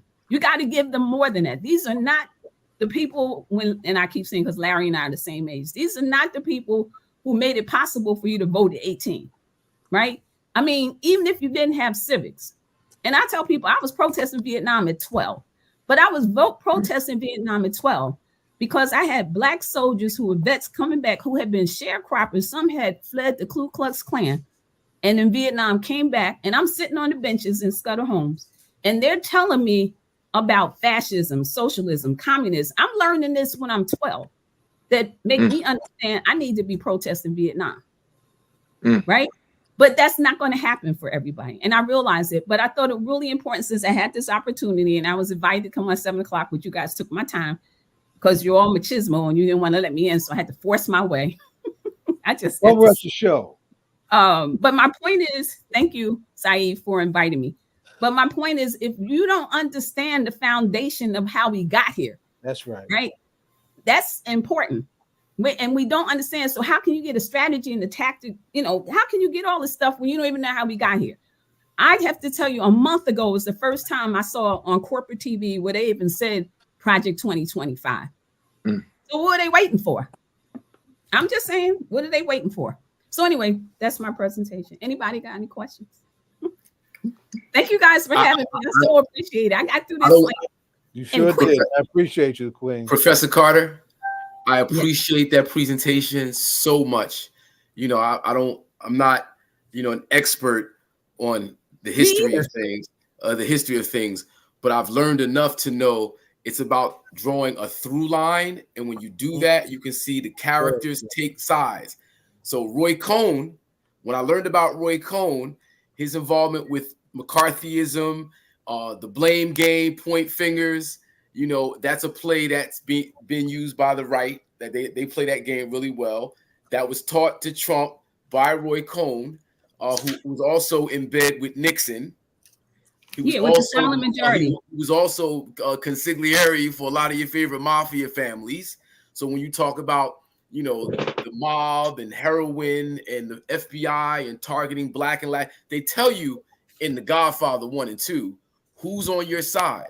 So to see brothers who, they're in love with the Scarface, they're in love with these mafia figures and what have you. And it's like, yo, these people are not for you. They're not on your side. So why do you bang for freedom? Before you go on, let me add something I forgot to tell you guys in terms of what's going on in the Midwest. Larry may know. But what's going on in the Midwest is the churches, and I heard somebody mention this, the churches are actually recruiting by telling people that if you vote for Democrats, you're voting against God and Jesus. Oh, yeah. The second thing is they actually have used the algorithms. You know, when you're on your computer and you look up something, all of a sudden on the screen, they give you some other things to buy. Well, they're using that in order to customize algorithms for individuals within millions of people. They doing it to millions of people. Like they determine that if you like guns, if that's your thing, we're going to focus on the guns for you. Now we deal in millions of people. That's what they're doing. They're focusing on whatever it is that moves you as an individual, but they're doing it on millions of people. So one, you have the fact that if you vote in the church, you know, whatever the pastor says, if you vote against, if you vote for Democrats, you're voting against Jesus and God. Also, they're concentrating on swing counties, not just swing states, swing counties. For example, I talked to another attorney friend of mine, and she said that, and I think she's in Westville with the school boards, because, you know, they start. Remember, whoever controls the school board controls the contracts that come with it. And they also have considerable influence over your children's minds, which is strange for me because people coming out of chattel slavery knew you never give your children to the people who oppressed you, right? We're the only people who give to people. And we wonder why our kids act the way, our children, because we gave them. And we all happy about people going to Harvard and Yale, but you don't stop to think. They're not being trained to come back to the community. Larry, exception. They're being trained to serve the people who oppress us. Got it? So I just want to tell you, these are some of the things that are happening that you may not know. And they're, Westville, I'm sorry. In Westville, I just talked to this attorney friend of mine. I was going to say I lost my train of thought, but she was saying how, you know, they're focusing on school board districts. They're going like minute. And there's a pastor. He was, I can't pull his name up right now, but Saeed, I'll send it to you. I may have sent it to you, where he's not only influencing the Republican Party, he was far right. Now he's mainstream. He's not only influenced the Republican Party, but he's actually influencing police, county sheriffs, and other paramilitary groups throughout the country. He's been going to conferences and stuff pay attention to for that purpose. So anyway, I think that's about it. I think I covered everything. One last thing in terms of Biden, because you guys were talking about that too, but you wouldn't let me in, but that's okay. And I see that Maria's here. Maria, I'm gonna get off. I'm not gonna be like them. And my suggestion, and I'm not a fan of Biden or Trump, I have to say, if I were the Democratic Party, I would leave Biden in. Whatever's going to happen to him, use the 25th Amendment, bring Kamala, because she's not going to win. She's only going to inspire these people that you don't particularly think you want to come out. She's going to be the ammunition for them to come out even more. But the way she gets in is doing the 25th Amendment. And I think, Larry, one of you mentioned the Supreme Court's decision about immunity, for the president. Mm-hmm. They should be using that law right now. And they can use it under the guise that they're protecting. We're not a democracy. We're a republic. I know most people don't know that, but they can use that right now, right? To say all of these things that are a threat to our, quote, democracy. You already have a Supreme Court decision that just gave you the power, Biden, that gave you the power if Kamala, steps in, if they do the 25th Amendment, and roll with that. You got the election. The swearing in is not until January. However, and I'll add this. Tell everybody what the 25th Amendment is real quick, man. Oh, that's the ability to replace the president, basically, if he's not able to perform, because it's been a he. You can replace him. Now, in terms of the immunity, you made me lose. I told you. So, you can do that now. But what I was going to say is that the only way the Democrats are going to win, this is my analysis, and I've been going back and forth on this, is they're going to have to blow out the Republicans in terms of the popular vote and the electoral vote. And for reasons that I heard in the discussion, if you don't do that, if it looks like it's close in any way, it's going to the Supreme Court. And someone mentioned, I think it was you, Larry, about Bush versus Gore. And they didn't even have a majority at that time. And Bush got in. So now you got a majority. The Democrats have to blow them out. There's no answers but You got to blow That's them out right. in terms of the electoral college. That's You right. got to blow them out in terms of popular. Unfortunately, Black That's right. folks always have. And Larry, you made an interesting point when I saw you at the church some time ago, in terms of none of them have really served us 100%. But we've always made the difference as to whoever gets in.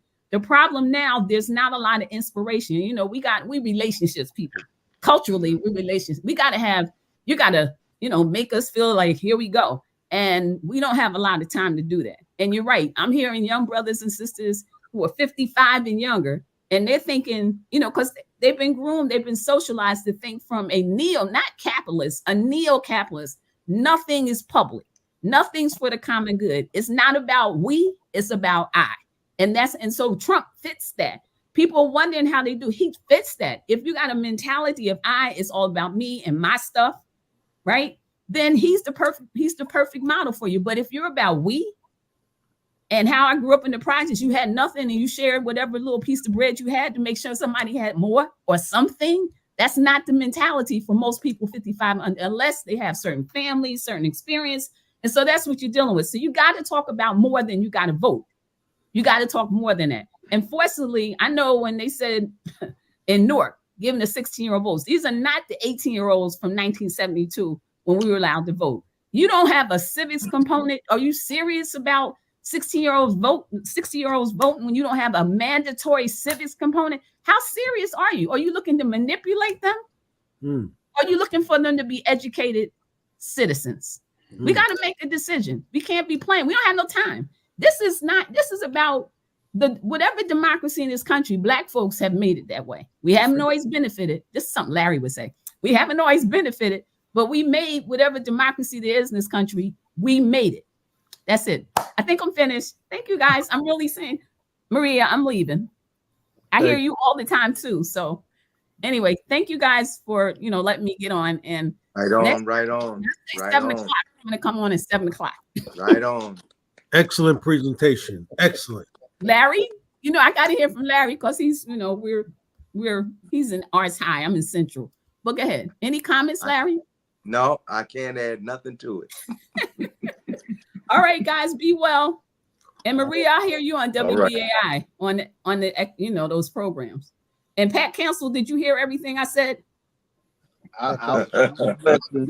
We cannot be right. Hear what I'm saying, Pat. We cannot be a community that abandoned a culture of 600 years that served us for 600 years and then embrace somebody else's against our interests. Not only embrace it, but advance it against the generations to come. Yeah. And our current situation. So I got to say that. Bye, Pat. I'll see you in city council meeting. Be well. Yeah. By the way, I have to say this also about the great Linda Carter, that she's also a recent appointee to the Newark CCRB. And she came in with a whole paper as to how to make a CCRB a good CCRB. And I hope CCRB leadership appreciates it.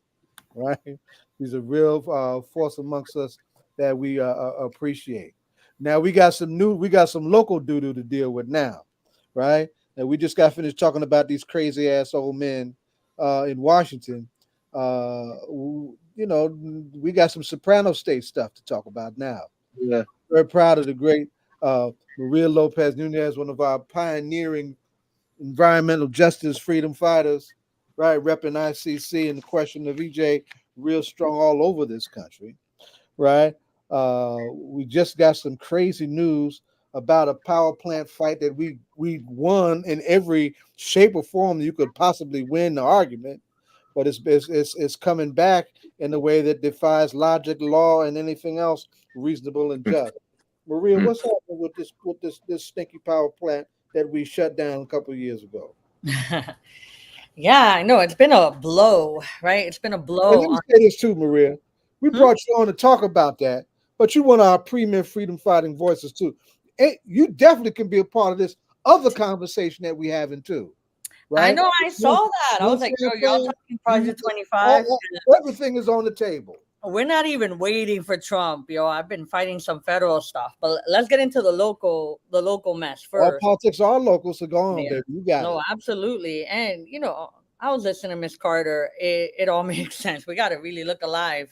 I don't feel like our our folks are doing that. And I take responsibility. If people aren't interesting, maybe we're boring, and we need to check ourselves how we talk about things.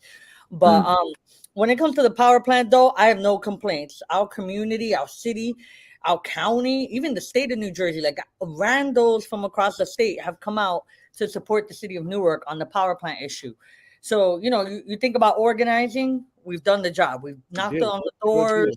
We've had the turnouts. We've had thousands of community members come out to boring, and I'm talking about boring ass meetings. But they've come out to defend the city of Newark because let's backtrack here a little bit for folks that haven't been following. In the city of Newark, we already have 3 power plants, all in the Ironbound, but they do affect the whole city of Newark, the radius. We have 3 that already exist. And we've been fighting against a 4th power plant. So in the Ironbound, we have the 3 power plants. We also have the largest garbage incinerator and then the largest sewage waste treatment facility on the East Coast. 12 different states send their, if I'm allowed to curse, they send their shit right into Newark, right? That's why a couple years ago, we had to fight the sludge plant. And when you read those like news articles, those white guys are like, we followed the feces to Newark. Like they're comfortable saying that about our beautiful city, right? And that's because of that history of industry. So when the sewage treatment facility was like, you know what? I want my power plant because we see that the climate is changing and we don't want to ever lose electricity. So they want to build like what would be a backup power plant. And the way that they proposed it was that they would build a backup gas plant. It's methane gas. People talk about natural gas. It's not natural. It's methane. They have to dig it out of the ground and poison our water in order to get it. That's why when you have gas stoves in your house, you're actually breathing in a lot of like that's not real fire, right? So anyway, that power plant, we had gotten Murphy to step in and stop the construction permit of it. Meanwhile, they had like an environmental permit that was in process. Look, we did our organizing. At first, let's be honest, even Newark City Council wasn't like paying attention. We had tried to go to them for a resolution. It was just kind of slow on its feet. Newark City Council finally came all on our side a couple of months ago. We have the mayor. We have every elected official that represents the city of Newark. Essex County, the Essex County commissioners, they're all against it.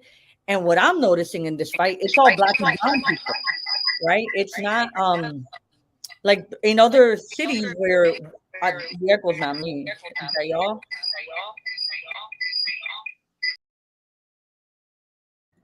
Hello? Okay, I don't know what that was, but anyway, like in other places where they have white legislators and they've opposed something, like in the city of Mountainside, as soon as the white legislator said no, everybody came on board and the governor was like, we're going to stop this. But in Newark, where we are represented by black and brown folks, every single one of them, over 20 different legislators have come out against it.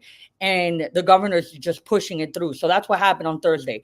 He gave his finding of environmental justice. They're saying that adding a 4th power plant to the city of Newark, that's not going to make a difference in our public health. And I know folks on dumb. Common sense will tell you a 4th power plant in a city that has the highest rate of asthma, not just in the state of New Jersey, but one of the highest in the country, that's not going to end well. And that's going to keep adding to the problems that we have, with black maternal health, with childhood asthma, every other issue that appears in our people. So, that's what we're up fighting against. And thank you so much for having me on the show to talk about this. So how did we get here, Maria? That's the question. We did all that work. We made all that noise. We're supposed to have an environmental impact loss on the books. How does that wind up with the governor turning around and okaying something like that? How is that all right? I mean, well, how has it happened? The governor's kind of racist, but we kind of knew that, right? Like, he cares about us when it's time to vote. He comes out for the celebrations, but I don't know if he, at the end of the day, we have to build a lot more political power. We have to build a lot more political power, even for our legislators that are elected. Because this decision, look, it's not over. I also want to be clear about that, right? They've allowed it environmentally. They've said it can move forward. We were hoping that the EJ law would stop it. Being honest, this power plant application, it's been in the book on the books since 2014. So they haven't moved it for 10 years. It predates the EJ law. So the power plant moved, I think, because the governor has a lot of pressure. He has pressure from industry. Let's just be honest. We just saw that labor took the side of Donald Trump. The labor unions are not always on the side of the people. They just want to build. And sometimes the unions don't care what they're building as long as they got their jobs, you know. I think that's short-term thinking because we want a lot more jobs and a lot more building construction of new infrastructure. If you have to build, you know, tear down these power plants, I think that's more jobs for the unions, but they haven't seen the way yet. So they've been pressuring the governor and they've been pressuring the commission. Also, this power plant cost $180 million. So we have to understand somebody's already been promised contracts. And that's what we've been fighting against. You know, on one side, there's $180 million. And on the other side, there's just angry community members. Yeah. So it makes it for a difficult fight. I'm proud that we've been able to hold it off as long as we've been able to hold it off. You know, so what's our suggested line of march? How should we respond?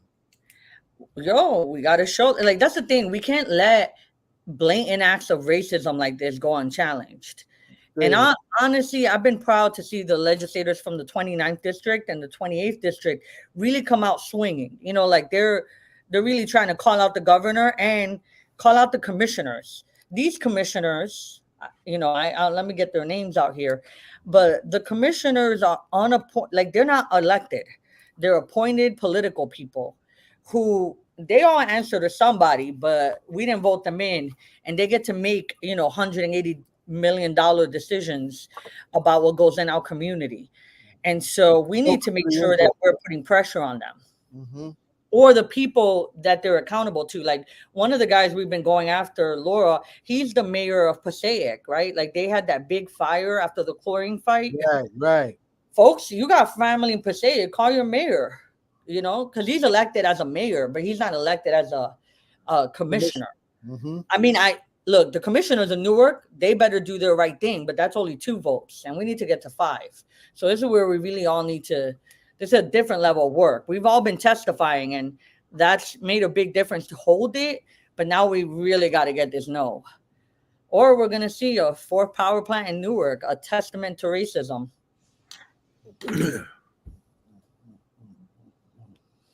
Ed, you ready to jump in? What we going to say? So, you know, the thing is how are we doing with the level of awareness and organizing in the city of Newark? How are we doing with that? That's what depresses me. The level of organizing has been high. Like I said, thousands of people had testified. Right. We did a lot of work. We sure did. Yeah, it's been amazing. Well, we've had our marches, like our marches have had 300 plus people, which is amazing, right? Like we're asking people to march in a hot, sweaty, smelly neighborhood from, you know, the Ironbound from our farm all the way to the power plant and to where the power plant would be and march back. Like we've bothered the governor. Last year, we had some great events when he was doing the whatever that thing is with the Jersey Shore. Right. He was out here. He was getting confronted by people, you know. Honestly, that's why we got the stop 2 years ago for construction. That was because we got on national news, which is incredible, on a fight, you know, local fight to get national news. We had the Guardian, the New York Times, everybody was reporting on it, right? That's what forced the governor 2 years ago to intervene. I think we could pull something like that off. I mean, even since yesterday, we've had more than 10 news articles come out, and it's only been 24 hours since he announced. You don't get that type of press coverage on your issues all the time, you know? So the pressure is on, and I would say people are definitely activated, but this is, again, where we need to be very specific. Like, if you live in Passaic, call your mayor and tell him he can't do that to Newark. If you got family in Passaic, like, you got to see where your family is, you know, get them to call. And I think people do underestimate the power of calling an elected official's office and showing them, not just like sending the quick email. Say but like, that again. Pick up the phone, yo. Like, I don't know. I'm like, for me, voting is like I'm putting a teacher in front of a classroom. I'm picking the teacher. But then you can't just like walk away and never check back in again, or putting the kid in the classroom and never giving them grades throughout the year, no supervision.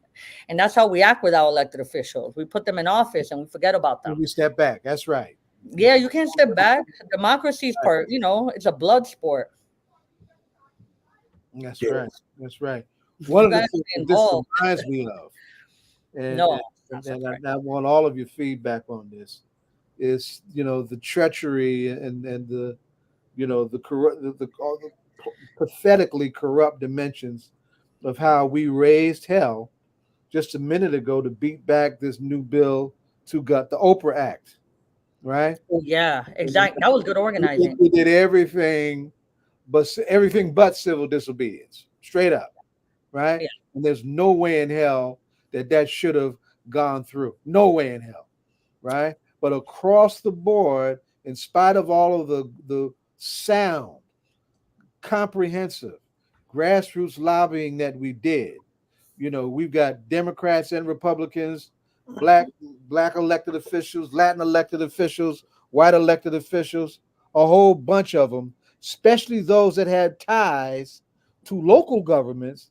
right? And how they cover up some of their contractual deals. That's one of the reasons why they wanted this Oprah bill to go. But so far, they all got down with gutting this bill, and how and why Murphy went along with it is as pathetic as this is pathetic. And we need to turn the volume back up on both of those fronts. Yeah, I mean, if we don't cause anything to hurt, because look, let's be honest, when we won 2 years ago, it was probably because they came to us as a coalition and was like, your campaign is on, what did they call it? On hospice. They practically said your campaign's in hospice, like you better start making decisions. And for us, it was like, if we're gonna lose, we're gonna go out swinging. Right, That's right. Yes, ma'am. That national level press, because it was like no time to be polite. I think in politics we get mad polite with people because we're worried about what else we could lose. I don't know. I often feel in this work like I got nothing to lose. What else are they gonna take away? And we have to, call it what it is. Especially if we get platforms, some of us have bigger platforms to talk from, and we can't hold our words because I think politicians ain't scared of us. They act like we're going to come back.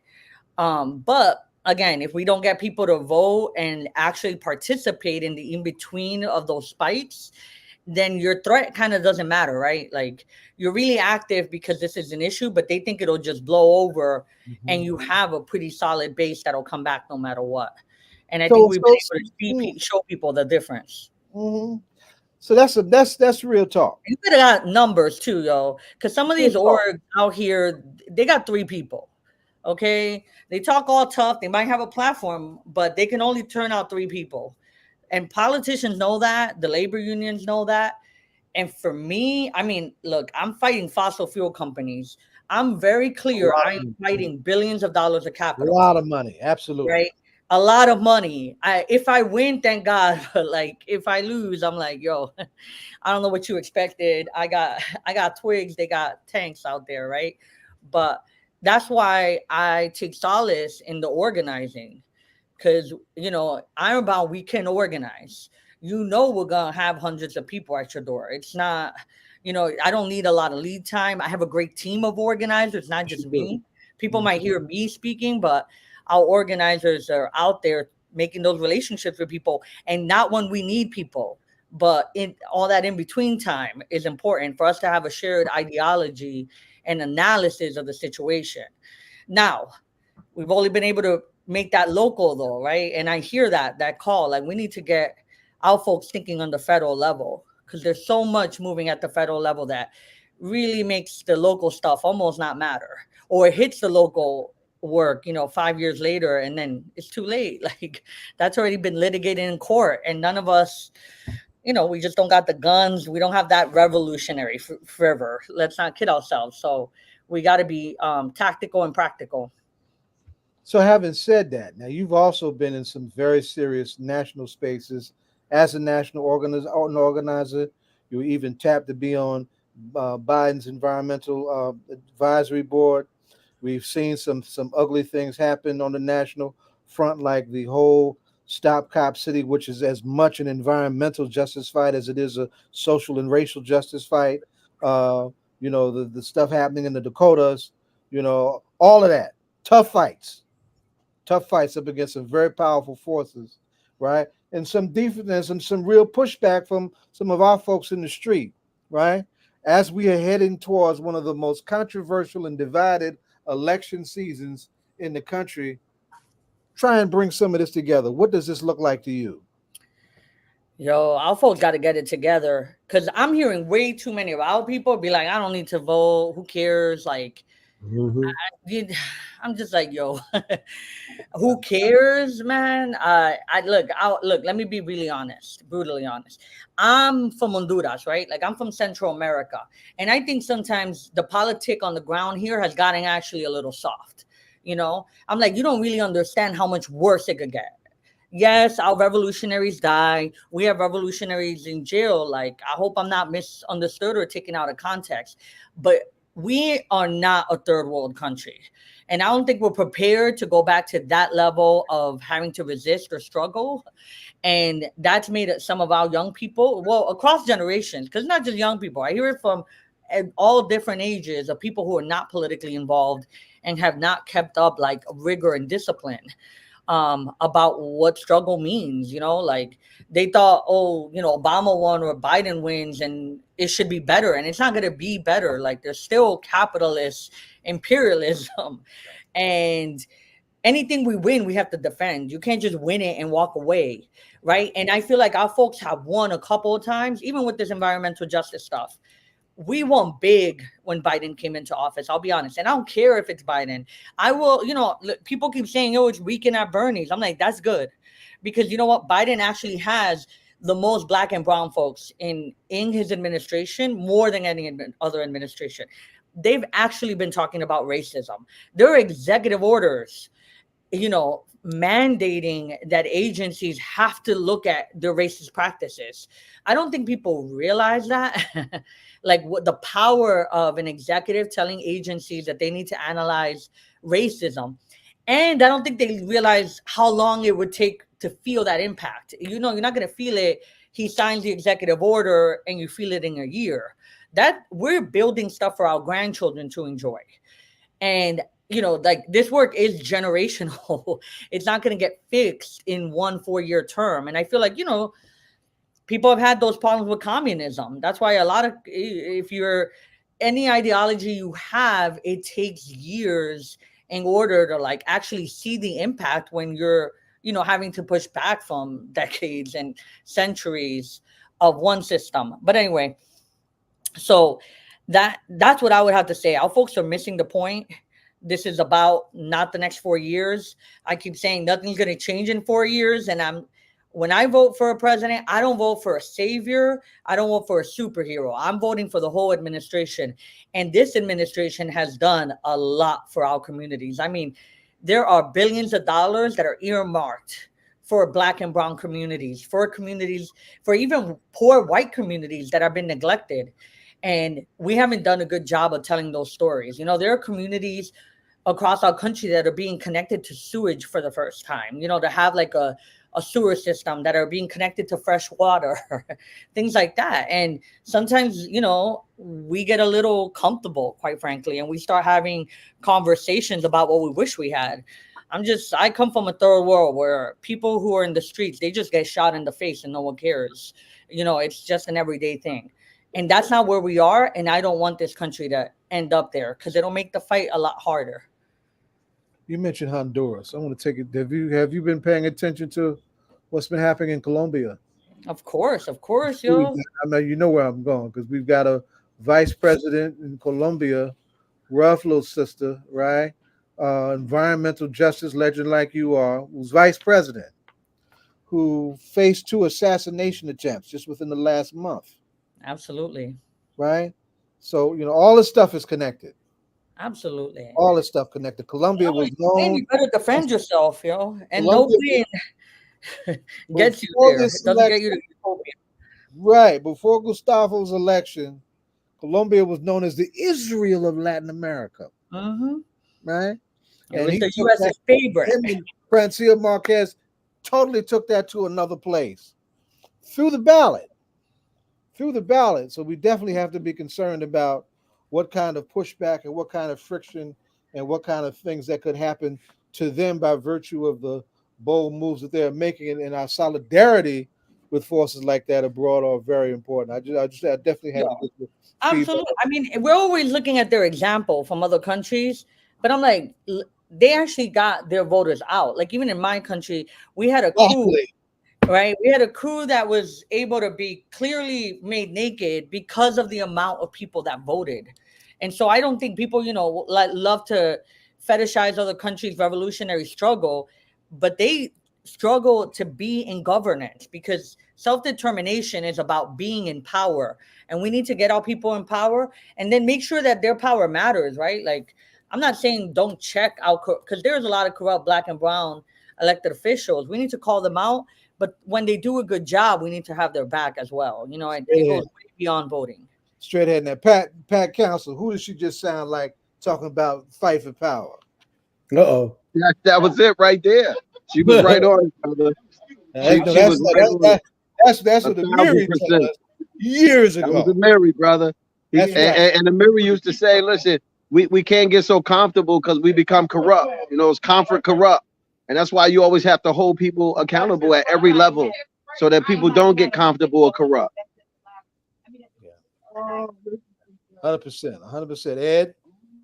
Yeah, hey, listen, man, I think that the sister's right on point. I think that, the fact is we need to celebrate those elected officials who are on the job, particularly like Pat, right, who understand what's happening in the community and getting it done. And that's why, we have to, I think Linda Carter is correct, right, when she says that, we've got to begin to educate these young people, tell them why it's important for them to vote, and we've got to elevate that so that we're voting for people, right, who have our interests at heart. And right now, with these important issues that are going on, we've got to begin to educate our folks around civics.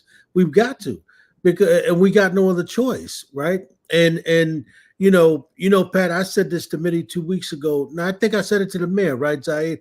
I said the thing that I dig about what Mitty is doing is that in every one of those stops that he's going to with the mayor on the governor's on the governor's campaign, he's registering people, right? Campaign. That's right. And remember what he told us, Zaid? He told us that he said the folks who were trying to discourage him. He said, "Hey Pat, the mayor told us." He said the folks who was trying to discourage him. He said they told him something in a meeting he was in. He said if he just could grow the base by 1%, he could win. Right. You hear that?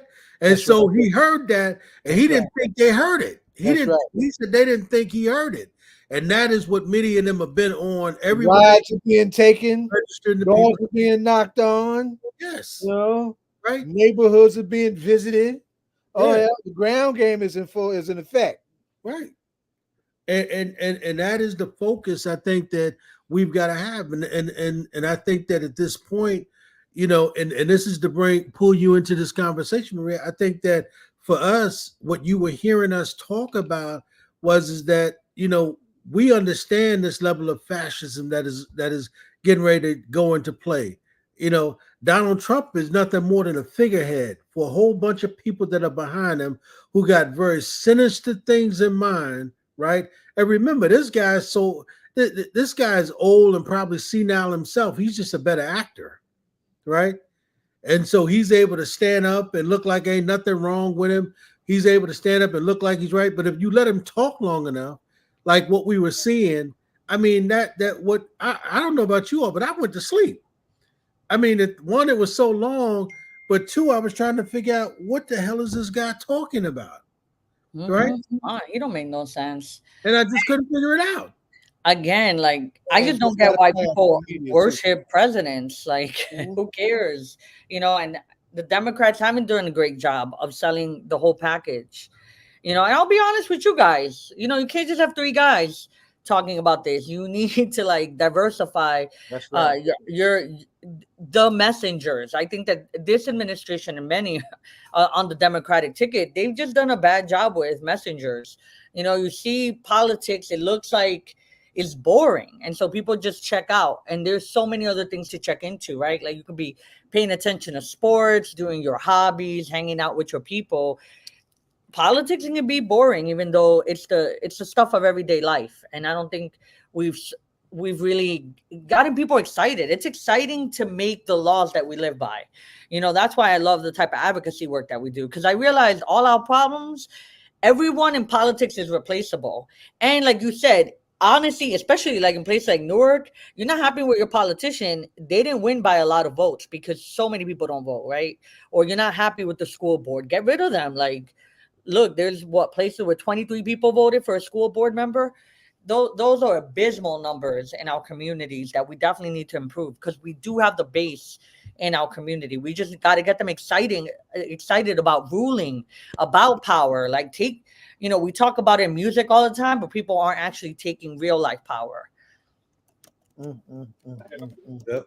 Yeah, she made a good point there, man. You know, that's why, we always have to realize this thing called subterfuge. Like, we come out of position of struggle, Zayed, like we always talking about. And, we understand how people, hide their hand, and this is a great migration of confusion that is going on. And in order for us to be able to remove away from that confusion and chaos that's happening, we have to be strong on message. They got Malcolm in an out-of-bound ballroom because of confusion. They got King because of confusion. They got, and we cannot be confused, right? We cannot be confused. We have to realize that our struggle is protracted, man. Absolutely. All right. So, as we wind up, what would you say our line of, what's our next line of march on this front, Maria? Yo, I know people on this show that listen to this show have friends in Passaic, because like I said, and to be clear, our commissioners on the Essex County Commissions, who's ultimately going to make the decision about this power plant, is Councilman Quintana and Councilman Crump. They're also commissioners that represent the city of Newark. But also, there's folks with friends with the Essex County Commissioner, Joey DiVincenzo. He needs to be pressured as well, because he's good friends with the head of the Passaic Valley Sewage Commission. And so we need to pressure folks like that. Absolutely. Call their offices. If you got some white friends in the suburbs, get them to call his office. Like, we need each other, and we need all our friends at this moment if we're going to stop this power plant. I think if this power plant goes through, it shows a lot. It shows a big political gap, that every single Newark council person would stand against it, that the mayor would stand against it, that our senators and assembly people would stand against them, right? That's Assembly Spade, Assemblywoman Pinto Marin, that is Senator Ruiz, that all of them would say no to this thing and it would go through. We can't let that happen, because that's a bad look, I think, for Black and brown politicians. That's the reason we have things like the Oprah, even though some of them voted for it. But, that's a whole different can of worms. We need to get our politicians' words to matter, because these are the folks we actually elected. We did not elect that PVSC commission. And, in 2011, they all got thrown out because they were being corrupt and we're stealing money from the taxpayers. So we can't let that happen again, and they better vote this shit down. Or if not, we have to make them pay. And I think that it has to be very clear to the community members listening. We have to defend our city, or people will continue doing whatever they want with us. To dump on us. Absolutely right. Ed, you want to ask her the ritual question as we part? We didn't talk about we had Hakeem on and didn't even talk about no music. That's wild. Yeah. Well, Hawk was fired up, man. He was. I dropped his article too. Yeah. His thing is, man, he's like, yo, every time I get in a conversation with y'all, man, I'm trying to learn something. So He's like, I can come back to the music, man. Let's figure out what y'all talking about. But Maria, here's our ritual question. As you know, we are a political hip hop radio talk show, and so you've been here before, so you know what I'm going to ask you. So while you out there doing all that organizing, while you on the front lines, what are you listening to? So who's your favorite hip hop artist or group? What's motivating you these days? I mean, I'll be honest. I'm still being motivated by Kendrick kicking Drake's ass. Like that for me has been everything and continues to be everything because I've hated Drake since he came out. Yeah. All right. Always a pleasure hanging out with you guys. All right. Yeah. All right. But yeah, get more women on the show, yo. Huh? Get more women on the show, Zaid. Can't just be a bunch of old guys talking politics, man. Hey, you hear that? You got. Hey, listen. That's the ball, right? Rhino was getting y'all on that, so I'm gonna keep it. Listen, y'all more than welcome to come. And Pat, no, ain't no discrimination over here. You know what I mean? Pat is my Flavor Flav. So Pat, tell everybody, men, women, boys, girls, everybody. Everybody. So everybody's welcome. All right, well, it was a pleasure. Thank y'all for having me. Thank you. Okay, appreciate you. All right. You're welcome. Hey. Very proud of her. Very proud of her. Yeah, man. I tell y'all, man, if we don't get this shit right, I'm telling you, man, by the time, this thing rolls around in November, I mean, I'm trying to figure out though, what's going on with our brothers, man? Like, why are so many brothers talking about they're gonna vote for Trump? What is that about? Like, what is that? I think it's clownism. We put all these isms in there. I think it's clownism. I think, some of them, believe that this is, some kind of, joke, right? That they can be able to go out and do this and they're not gaining or getting nothing out of it. But the reality is they don't see the hurt and pain that they're putting their own people in, their own family and their own children in, right? And so, to say that they're, strong men, intelligent, have some understanding and wisdom behind them, which they should, they should understand that they got to move away from this kind of clownism thing and really get serious. Earl Street Dr. Best used to say it, very eloquently, man. He says that the clowns don't change, only the circus. Yeah, it's true. I'd add to that. I mean, I think it's just a pathetic immaturity, driven by backwards sexism tendency, quite frankly. That they just feel like they don't have to talk about. Wow. And I think that showed up in Georgia. That's what really made me think about the sexist dimension, the way that they showed up. We weren't talking about Trump then. We were talking about that thug Kemp who stole an election, right, and laid the groundwork to put himself in office when he was Secretary of State. Yeah. And they just couldn't wrap their head around it because they weren't, quote, feeling the sister. Yeah. And the sister wasn't perfect. And we weren't asking her to be perfect. We ain't asking the brothers to be perfect, but don't be silly. You don't vote against your interests. Yeah. Yeah. But Zaid, they're actually having these conversations, right? I hear you. Yeah. That's smelling. Yeah. I mean, and I'm saying they like that stupidness that the Trump is talking about. And I'm like, brothers, I mean, Bashir was getting on a bus yesterday and there were brothers on the bus arguing over who's gonna, why they gonna vote for Trump. I mean, like, really? And the mayor said, remember, he said he can't see why no brother would be talking about voting for Trump. African mind. Like, what are you talking about, man? Like, what is that about? You know what I'm saying? No one has any idea what that is about. Hey, Bashir, I was telling Zaid about the brothers who were on the bus arguing that he on the bus though. He got a car. No, his car was in the shop. Oh, yeah, my car was in the shop. What are you doing on the bus? Yeah, brother. That's a real play. That's where all that real stuff plays out. The barbershops and all the places like that. Yeah, it did. Supermarket lines, you know. Absolutely, absolutely. Well, Hotep family, Hotep, everyone, Hotep, Peace, all bro. pop local radio show, number one political hip hop radio show in America. Yeah, I was on the bus on my way to the NJ Pack. I was coming to the sounds of the city, and I hopped on a 24, which is, right down the street. I'm on South 10th, and so I hopped on a bus, and as when I entered the bus, brothers were arguing about Trump and Biden. Whose policies would be better fit. What bus was you humping on? Give us a good picture. This Newark now. What bus? 24. I was on the 24. 24. Okay, good. I'm 24. Always a crowded bus. Always a crowded bus.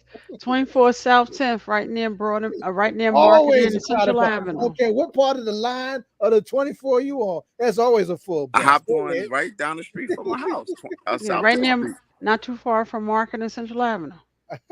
I hopped on the 24 bus on South 10th Street and Central Avenue. Right down the street from my house. And that shit, didn't you join the argument? Didn't you get involved in it too? Absolutely. I couldn't help it. You gotta let him tell a story. I couldn't help it. It was a heated discussion about whether or not Trump's policies. Well, actually, it was about whether or not Trump's policies or Biden's policies would be better for Black America. For the African American community. And I could not help but to participate in the discussion. From the jump, I said, look, I'm gonna tell y'all brothers, man, I don't F with Trump. I said it just like that. But I explained why. I talked about his policies. I talked about actually his past. I talked about how, when he had apartment buildings, how he discriminating against Black people, when he established apartment buildings in the Black community. And I went from there and talked That's how about. he made his money. I'm sorry. Money. What do you say, Baba Zai? That's how he made his money too. Go ahead. I didn't mean to interrupt you. I was just adding to your flow. No, I went into, I talked about how he took out ads. He took out a full page ads in the media to come against the exonerated five, That's right. That's right. Better known as the Central Park Five.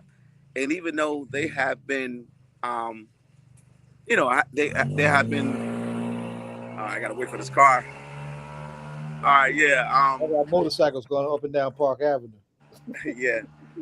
Even though they have been, they have been cleared of all charges, Trump has yet to apologize to the exonerated five. Not at all. That's right. And I went into that. Then I went into Project 2025 just a little bit. I said, they're going to come against so-called woke ideology. Even though Trump has said that he has nothing to do with Project 2025, but if you look at his agenda 47, he's talking about attacking what he called woke ideology, meaning Black studies, women's studies, LGBTQ2 studies. I mean, anything that's about empowering marginalized, oppressed communities in America. So I went into a little bit, and they were like, "Wow!" I mean, the brothers were like, "Wow, you done some research." Most of them ain't have a clue what you talking about, right? Oh, absolutely not. Absolutely not, family. Absolutely not. It was like, wow. That's why they kept saying, wow, you done some research. Because other brothers just said, oh, I'm not going to, he's Republican, and, he's white. But I wanted to get into the policies. And that's what I did. Right. I wanted to get into the policies that he's trying to push, in America that was specifically hurt Black people. All right. And people around him, because like I said, he's denied that he has any knowledge of Project, 2025. But when you look at his agenda it's called Agenda 47, right? it reflects Project, 2025. And I mean, I'm talking about on a federal level, like federal jobs that many black people have. They're talking about eliminating federal jobs, right? And making those jobs presidential appointments. All right. So, that would eliminate a lot of jobs that black people have Like the in the post federal government. office. Like the Yeah. post office. Absolutely. This is real. It's serious. Very true.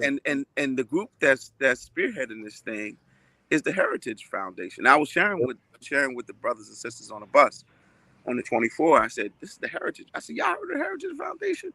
I said, "This is the same foundation that literally put forth a program. You can look it up. Put forth a program for allowing the CIA to sell crack cocaine in the black community. This is real." Yeah. I mean, I had to look. I said, "Let me go." I said, "I know about the CIA and crack cocaine in the black community in the 1980s," but I said, "Let me go look up the documents."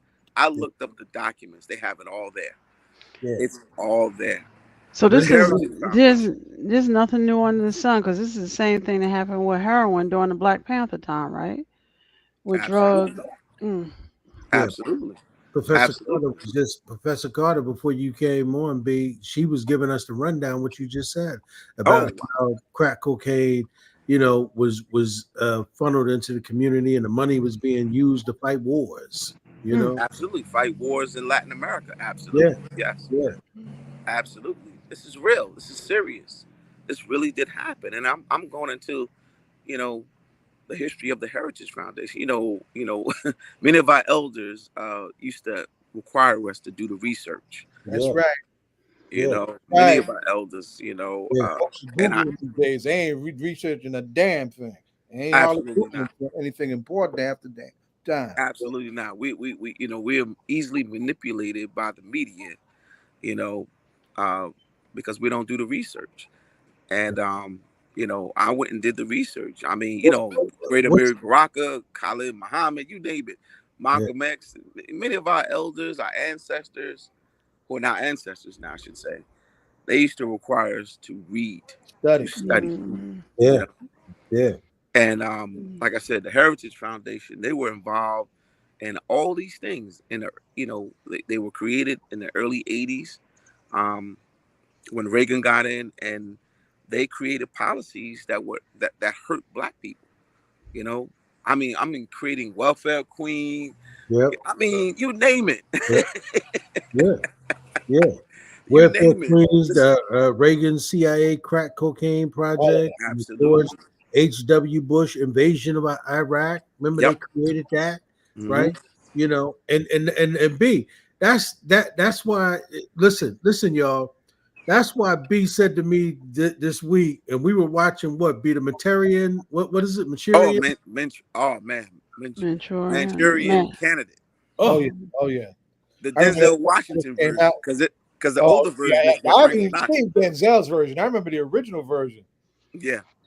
Well, Frank Sinatra was the lead character in the 1962 version, but I watched the 2000, and I encourage everyone to watch the 2004 version with Denzel Washington. But go ahead, Ed. I'm sorry for cutting you off. No, I was just simply saying, when you told me to watch that, I had never seen it, right? And I had no idea it was that deep.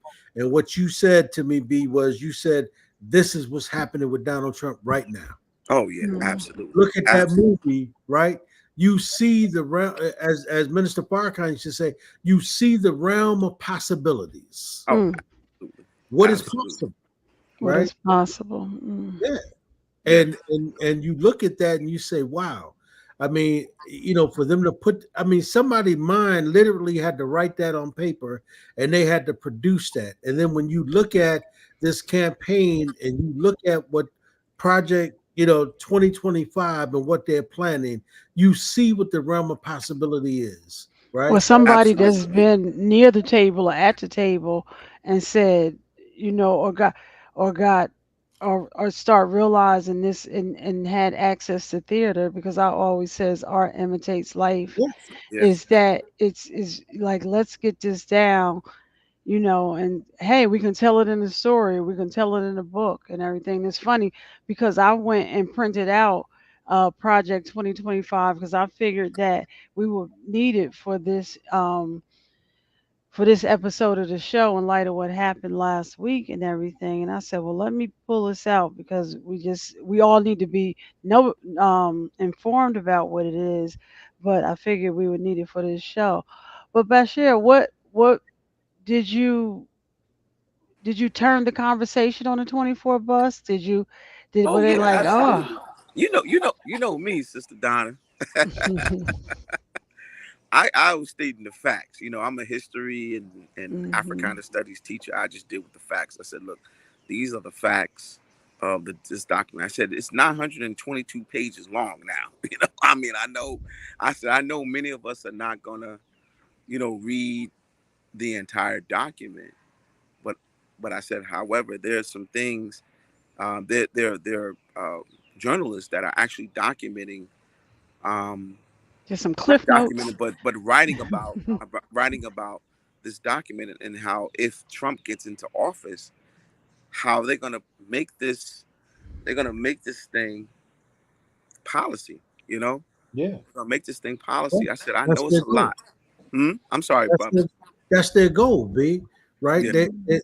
That's why they're trying to distance themselves now from Project 2025 because it's getting so much publicity now, right? Right. The only people that aren't really talking about it is us. Right. But here's the rub, though. The Talk. publicity is not coming from mainstream sources. It's coming from alternative sources from the ground up, and we need to appreciate the importance of us doing that. Yes. And what's MSNBC the sister on? She's dedicating the remainder up until election. She's dedicating the remainder of her show to discuss Project 2025. Yeah. Yes. The only one. Yeah. Yeah. Explain. Joanne Reed, yeah, absolutely. It's a long document, and again, 900 pages. 922 pages long. But there's also an article out there, B, that you shared with me. That was in the Griot where someone actually read it and went through it and picked out what was important to Black folks. How the 10 harms. Yes, I put it in the chat. Yeah, there are versions, there are articles that are being published by some of us that are dissecting, or breaking down Project 2025, and because it's a lot. It's a lot to read, so I'm thankful to some of us, who are reading the documents and breaking it down in a simple way. Simplifying it, yeah. Yeah, so that our people, our community can know what's going on. That's why Taraji P. Henson was at the BET Awards last month. She kept saying, "You got to read this document." I don't know if anybody watched the BET Awards. I know BET. I know the BET Awards is kind of like, it's They tend to be pathetic. Yeah, it could be challenging to watch, no doubt. That's right. Yeah. Go ahead. No, I'm saying, but she used that platform to inform us about Project 2025. That's all she kept saying. Read it, check it out for yourself. And I said, let me go check out this document. Yeah. And I actually pulled down NPRs, and NPRs you can also listen, and they put that it's a it's a 3-minute listen to, and as you said, I have not watched The Manchurian Candidate, the original, or I watched parts of Denzel's, but I didn't fully watch it, like you said, especially in consideration of what's going on. But I know right now I'm watching Kiefer Sutherland's Designated Survivor, which is a Netflix special. Have you seen it, Beth? No, I And haven't seen it, but I you heard see, about it. yeah, Yeah, which I've is heard about another it. thing, the possibilities of what could happen, and it's Mhm. like, and it's making you go back and like, wait, is this correct? Calling professors, and also a good source is Karen Hunter and Professor Carr from Howard University on YouTube. They do Yes.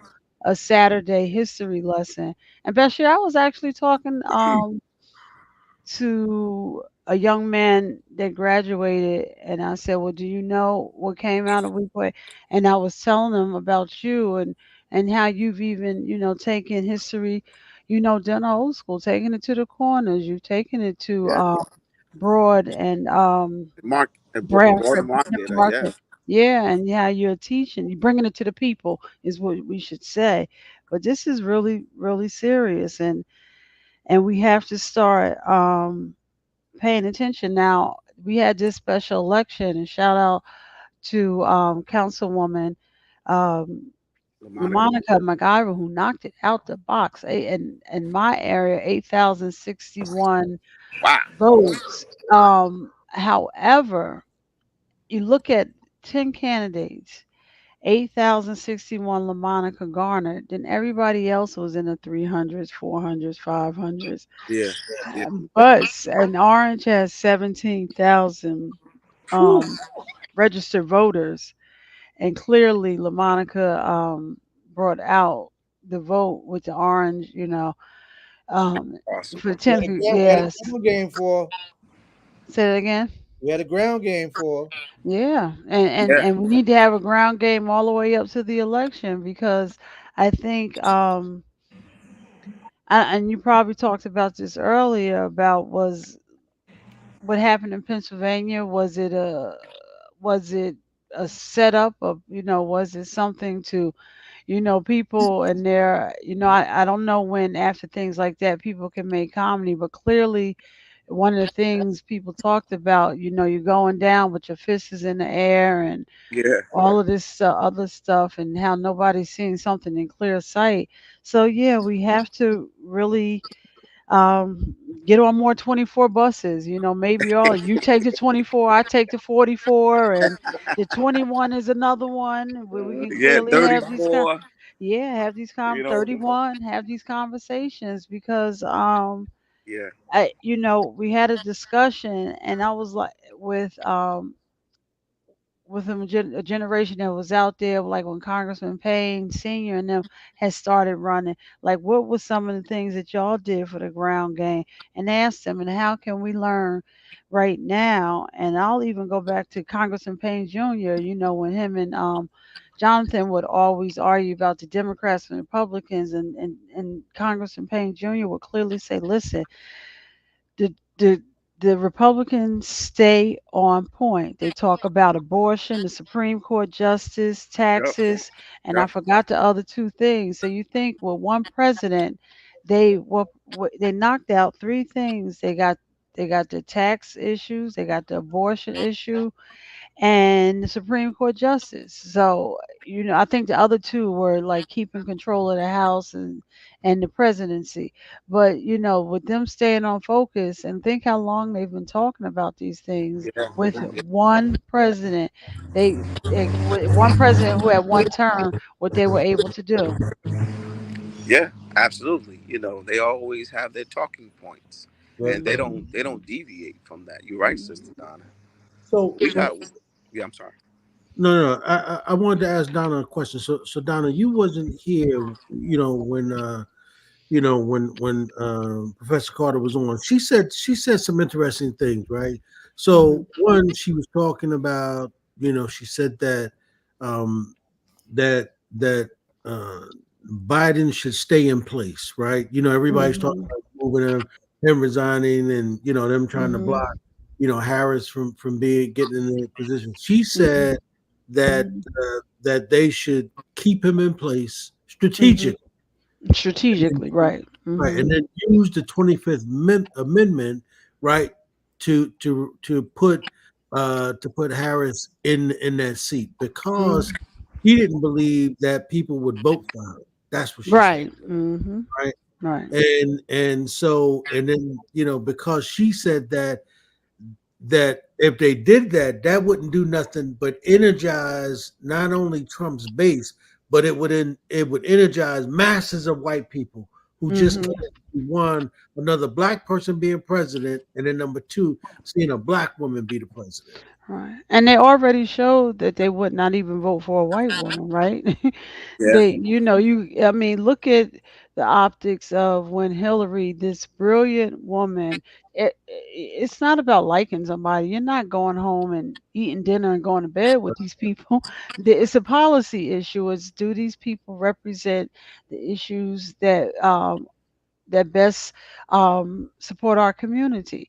So how you can clearly look at Hillary and say no, and look at this one and say yes, it was, so they've shown their thing. What they do, white woman had an opportunity to have a white woman run America, and they chose to follow with perhaps their husbands and whomever, and and and support this man. So no, strategically, I think that, and I know, we had a long talk. I had a long talk about this yesterday. That it's, if they do it before the convention, Biden already has a commitment of over 3,000 can what do you call delegates, right, at the convention. But if he backs out prior to the convention, it doesn't necessarily mean that those delegates are going to follow her. So that's the one, that everybody gets there and then the mass confusion happens. These 400 delegates are going to go here. These 1,000 are going to go here. So you don't want that, and from your home state, Ed, Congressman who pushed Biden in the first time. Talking about Dan Davis. His name is James Clyburn from South Yeah, Carolina. Congressman Clyburn. This is strategy.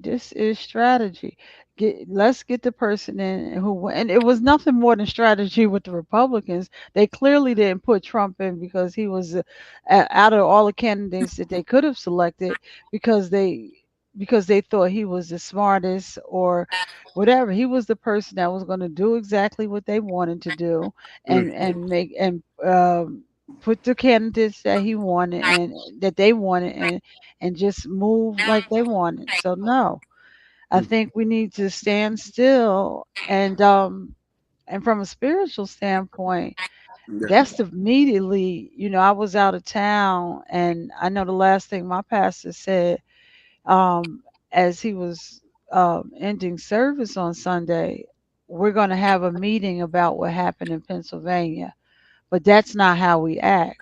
And I'm looking like, what happened in Pennsylvania? What went on in Pennsylvania?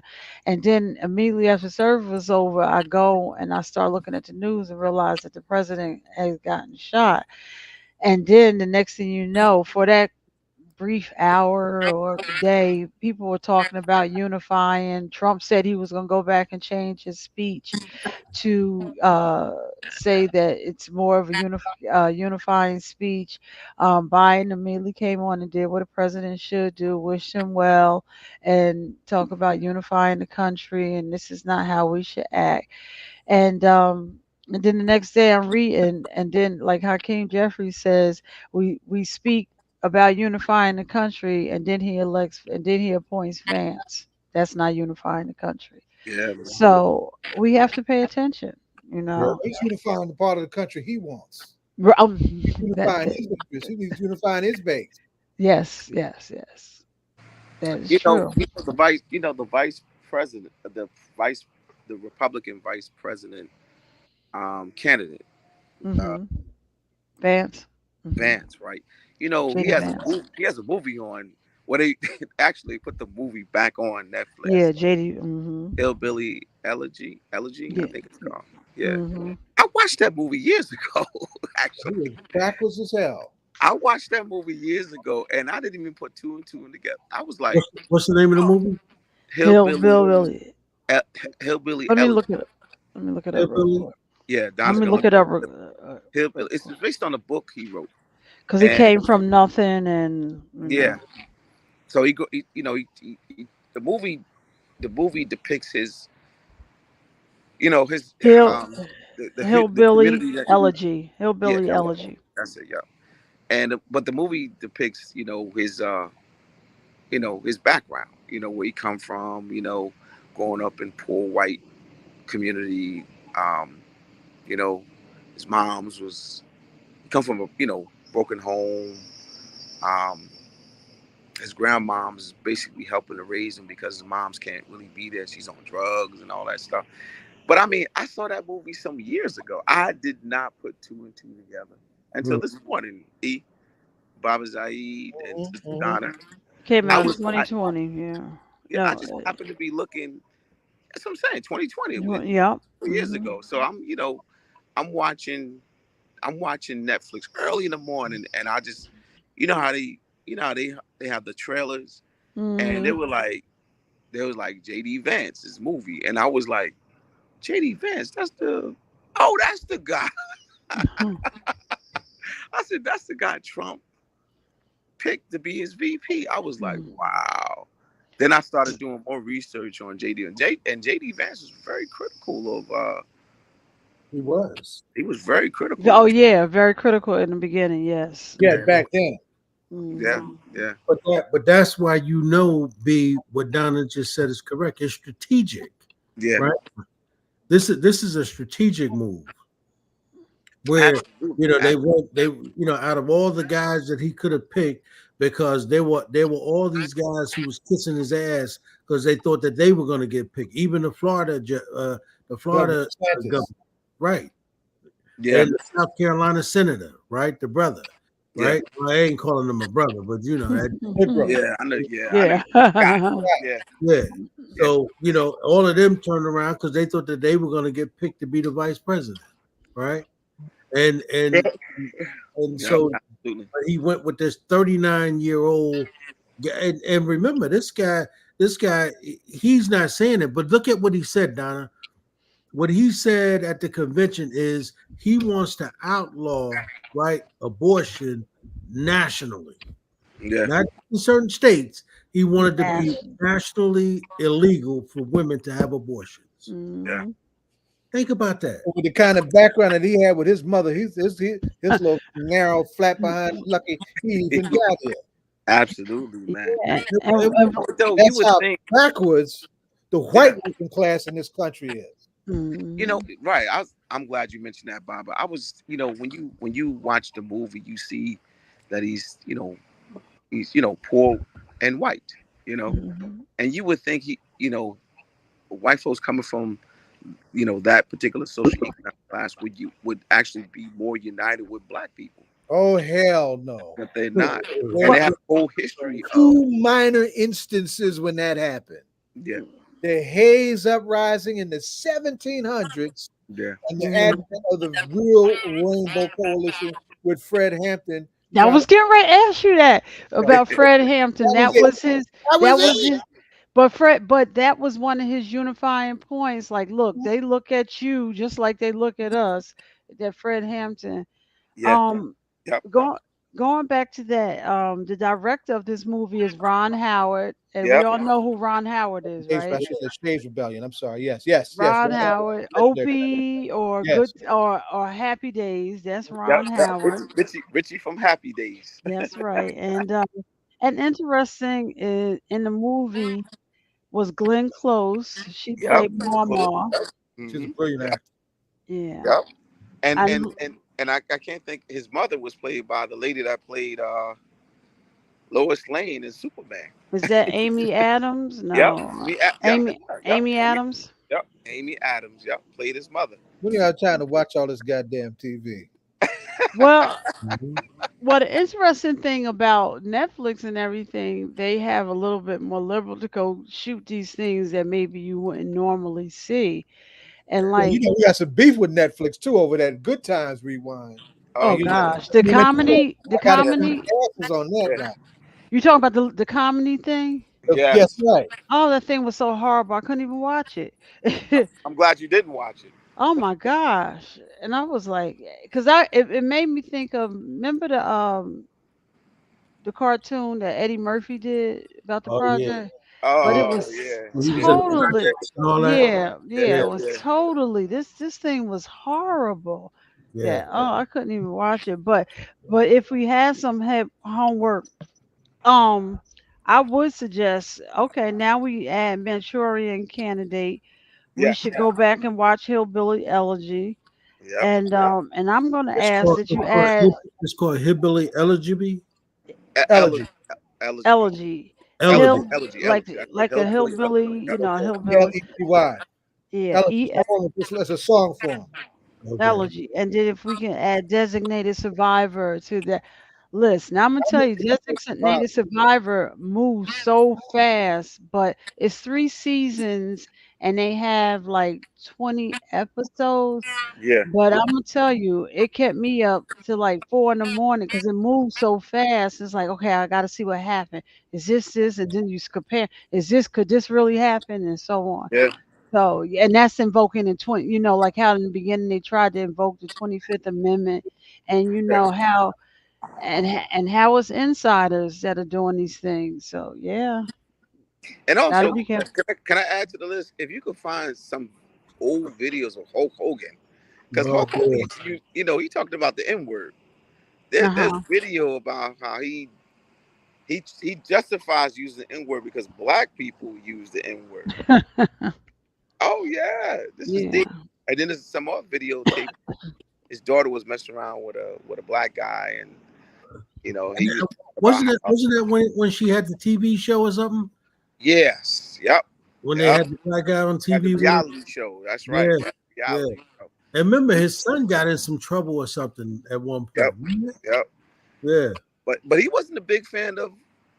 That's what I'm saying. That's what I'm trying to say. I'm trying to encourage, our listeners, our watchers, to go and find some old video of Hulk Hogan talking about Donald Trump. He wasn't a big fan of Donald Trump. But Donna, that's why Donna's absolutely on point. How they'll put aside their differences. Oh yeah, in the interest of whiteness. Oh yes. And they will come together and have a history. Exactly right. Oh, maintain reading white list. power. That's why. Look, that's why our reading list. One of the books that we should be rereading is the ISIS Papers by Dr. Francis Cress Welsing. Long may she live. Absolutely, because when it comes to whiteness, white people, people of European descent, they will close ranks and come together. And we've seen that in history. We've seen that at the Berlin Conference of 1884 and 1885. Yeah. You just muted yourself, Bashir. But you're right. Your point is well taken. I'm sorry. Can you hear me? Yeah, we got you. Yeah, I was saying that the Berlin Conference. Look at the Berlin Conference. I mean, I don't know. I think I'm muting myself before. I just talked about Cress Welsing, right? But in history, we see that, the Berlin Conference, European leaders put aside their differences and carved Africa like a chocolate cake. Yeah, they came together, man, and carved ain't been right since. Africa. That's right. Carved it like a goddamn cake. We ain't been right since. We haven't been right since. Yep. And it should be noted, Bashir, where you got on the 24 bus at, and you were headed downtown. Yes, I was headed downtown. I got on Central Avenue by West Market Street. Actually, I had to go to PNC Bank. I had to go. I said right by the West Market, but isn't that the area where we're doing the 24 hours apiece? Yeah, I just walked down a couple of blocks though. 24 hours apiece is coming to. I'm gonna miss y'all this year. I'll be in Cuba when that goes down. Oh wow! Zay, did I tell you next time you go to Cuba, let me know? I want to be on one of those trips. I want to be holding your luggage or something, brother. No doubt. I enjoyed Cuba when I went last summer. Yeah. Man. I enjoyed it. They're brave, vibrant people having a tough time right now, but they're very brave folks. Yeah, I know. But but the 24 hours coming to the neighborhood, Yeah, so right to where you caught the bus at. So which means is that we have to make sure that we have some information out there so people can understand why they need to get out and vote. And yes, absolutely. I wish I had a little pamphlet or something. Remember back in the day? Back in the day, we used to give the community pamphlets. You know that? You know, breaking down, you know, whatever the issue was, we break it down and just give folk the pamphlet. We got to get back to that. Yeah. We got to get back to that. To the simplest. But you know what Professor Carter was saying? She was saying that the problem is, you know, and she see this as a teacher, she was saying, these kids want everything fast now. Yeah, right? they do. They, you know what I mean? They got their phone right in front of them, you know, and they just real fast. So you trying to get them a pamphlet, they be like, no, man, I got my phone. That's true too. That's true too. That's why now, you know, most people, and remember, Bashir, we kind of knew this because we read this someplace. Yeah. But that's why now most young people don't watch regular television. They watch television on their phone. I know. Right? They certainly don't. And my son constantly fact checks me too. Yeah. By the way, my son. I mean, if I say something, yeah, go look it up on his phone. He like, let me see what. I'm serious. I'm like, wow, okay. Yeah, that's why. Yeah. You're not lying. Like, That's why I gotta make sure I stick to the facts. Yeah, you right, Dad, because not because you dad, but because you right, because Google says. Yeah. Back in the day, your parents used to be able to lie to you. Yeah, boy, I walked that tunnel there. That tunnel was over there. You go and Google that now. You be like, Dad, that tunnel never existed. You know? I walked 20 miles uphill in the snow. It didn't even snow. How did you walk up the hill? It wasn't there. You know? Oh, Because you know, Google now with Google Maps, you give me the address, right? I can put the address in and a picture comes up. I can follow that. You know what I mean? Yeah. That's why you have to be careful when you give people your address. You yes. They Google your address and they know exactly how to come find you and set you up. And listen, and let Google catch the right picture. They might catch you sitting on the porch. Listen. That's true. Well, I mean, you know, that's why maybe that's why we have to share those articles by brothers and sisters who actually, you know, given an analysis of Project 2025 and Agenda 47. All right. Right. I put them all in the chat and on the page. Oh, awesome, Baba. Because we, you know, because folk are, like Ed said, they'll just, you know, they can just. Shows hell ain't read no 900 pages. They shows hell ain't gonna read no 900 pages. No, 922 pages. They're not gonna do that. And Bashir, are you able to talk about this in class? When the school year starts, absolutely I will. You will be? Okay. Well, right, you know, I'm not under Youngkin's or DeSantos' jurisdiction, you know. And by the way, I saw them both of them crazy jokers speaking at the RNC this week. You know, Youngkin and DeSantos are adamantly against Black studies, by the way. Africana studies. They make our kids feel bad. And who are they? Youngkin is the governor of Virginia. Okay. And Santos is the governor of Florida. We got a lot of Black votes going into Virginia too, by the way. Yep. What is Douglas Wilder thinking now? What and just it's crazy. This thing, and you know, just to know and to know something, and you know, just to think how the teachers, I can't think of there was a Black woman teacher who was so frustrated, probably back in the 60s, that she ended up going and teaching in her home and everything. I can't think of her name, but Marva Collins. Yes, there you go.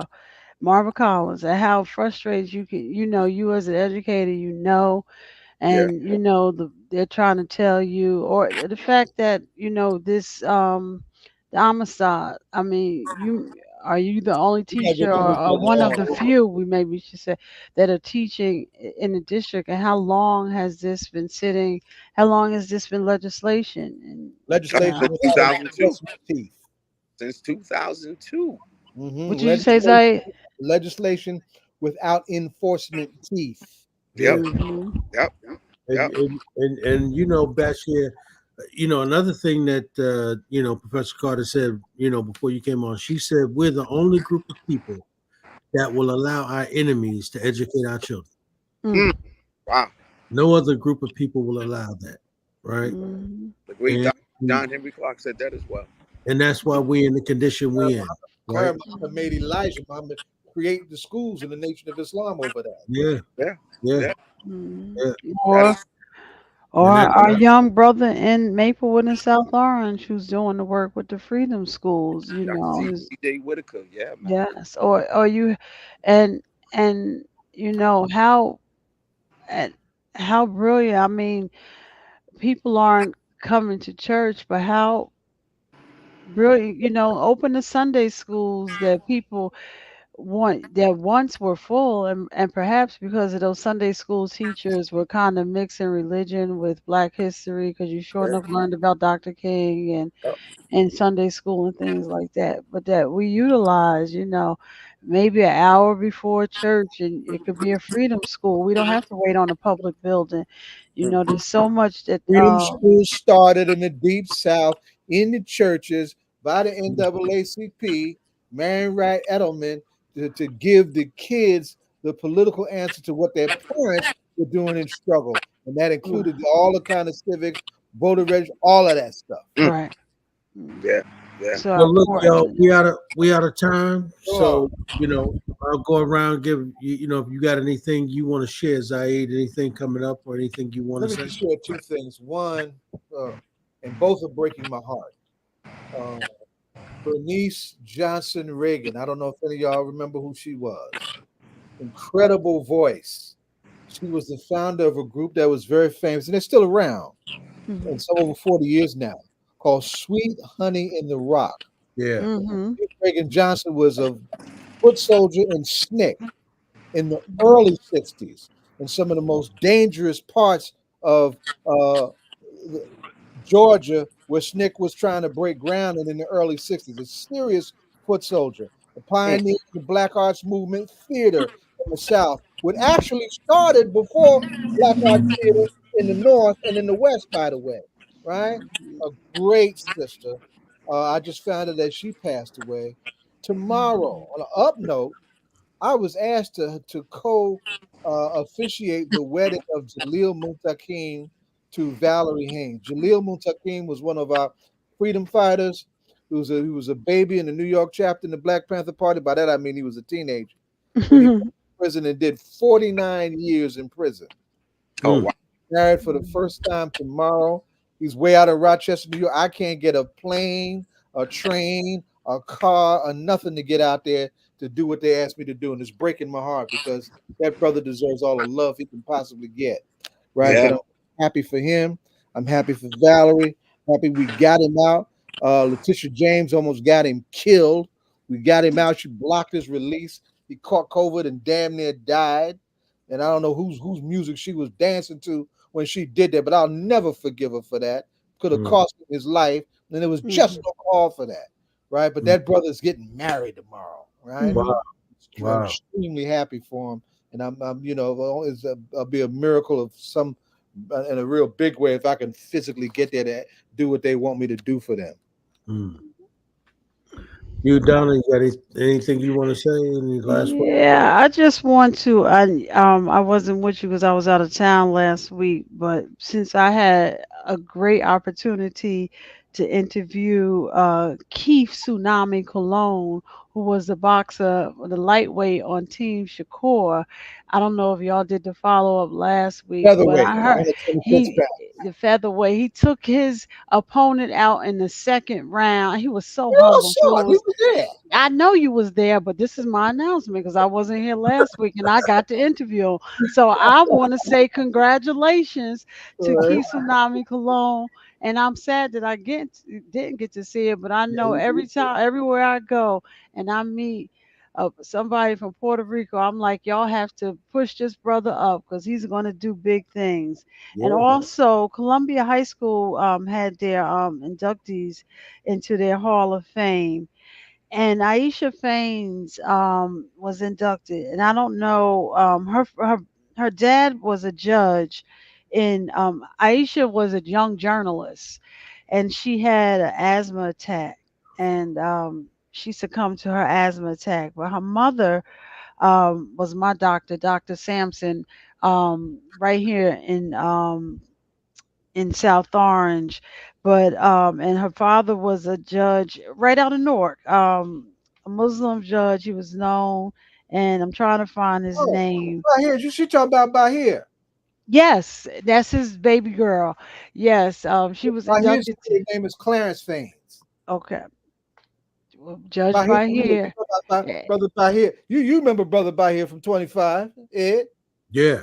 Mm-hmm. Yeah. Okay, his baby girl and Dr. Sampson is a well-known gastrologist. She's just they both probably looked at their life, and they're probably gonna hopefully do some things in honor of their baby girl. But she was a journalist that was just doing her thing, and she was inducted into Columbia's High School Hall of Fame. Well, good for them. Good for them. I have not seen Bahir in a minute. Good for them. I don't have his contact information. I wish I did. I would definitely lift him up on some of that. He's a good brother. I'm happy for him that he, was able to do so well for himself with his career and with his family. That's good stuff. And I need some good news. If I can research and find it, I will, because I can get in touch with Judge with Dr. Sampson, so I can see if I could do it that way. And he'll know you. And he'll know you by name, Zaid? Yeah. Okay. So I'll get it. I'll try to make it happen. Well, listen, we want to definitely say thank you to everybody who came on. We load the show tonight. Larry for coming on. We thank Pat for coming through. We thank Mr. Nathaniel Briggs for the first time. Long history of struggle with his family going back to South Carolina in the 30s around the question of education. Yep. We thank you for coming through. Yeah. Yep. Mm-hmm. We thank Larry for coming through, and we appreciate them for staying for multiple segments, Yes. Just to hang out with us, you know what I mean? So we definitely appreciate that. And the sister you had on from the from the Ironbound section. Maria. Yeah. Maria's getting ready to become a mother too. I'm very pleased. Maria. And she still works. She's still sitting on the government. On the president's board. Yeah, you're still arguing with everybody that need to be arguing. That's right. So we thank her for coming through and appreciate her contribution on tonight's show. And of course we thank our brother Bashir Emeritus for coming through and coming back onto the show. He said he fell asleep earlier, but that heat will do that to you. Yes. And do it anymore. And DJ Rhino he had a gig tonight, so that's why he couldn't jump on. Right. Okay. Well, we had the great Hakeem Green drop. So we want to thank Hakeem for coming on. Right. I popped his article in the chat on our Facebook page. Absolutely. Yep. So we appreciate that. And then of course I thank y'all, the hosts for coming through. Zaid, you, Donna, thank y'all for coming through. And by the way, John is out at Harvard, teaching a class. Who knew he could go to Harvard and teach? Who knew? Hall of Fame. You knew. Jonathan's our man. Yeah, so got to be out there teaching. So congratulations to John. He won't be on next week. He'll be on the following week. He got a 2-week assignment out there. So good luck to him. So that's it, folks. We appreciate y'all for coming through and of course hanging out with us tonight. We'll see y'all next week. It'll be the Disciples. So y'all get a chance to kick it with them next week, and we'll have some other exciting stuff for y'all right here on All Politics Are Local. Oh, and by the way, the mayor's picnic is tomorrow, right? So it's tomorrow. It's the anniversary. It's the 15th anniversary of the Mighty Newark Anti-Violence Coalition. That's right. They're doing they're being awarded tomorrow, by the way, Zaid. Good. So that's why they were asking for all. Bashir's going up. They were going down, I should say. They were asking, all of the, all of the members, current and former, anybody that had something to do with organizing that, because as you know, this, Zaid, it went from that to what it currently is, right?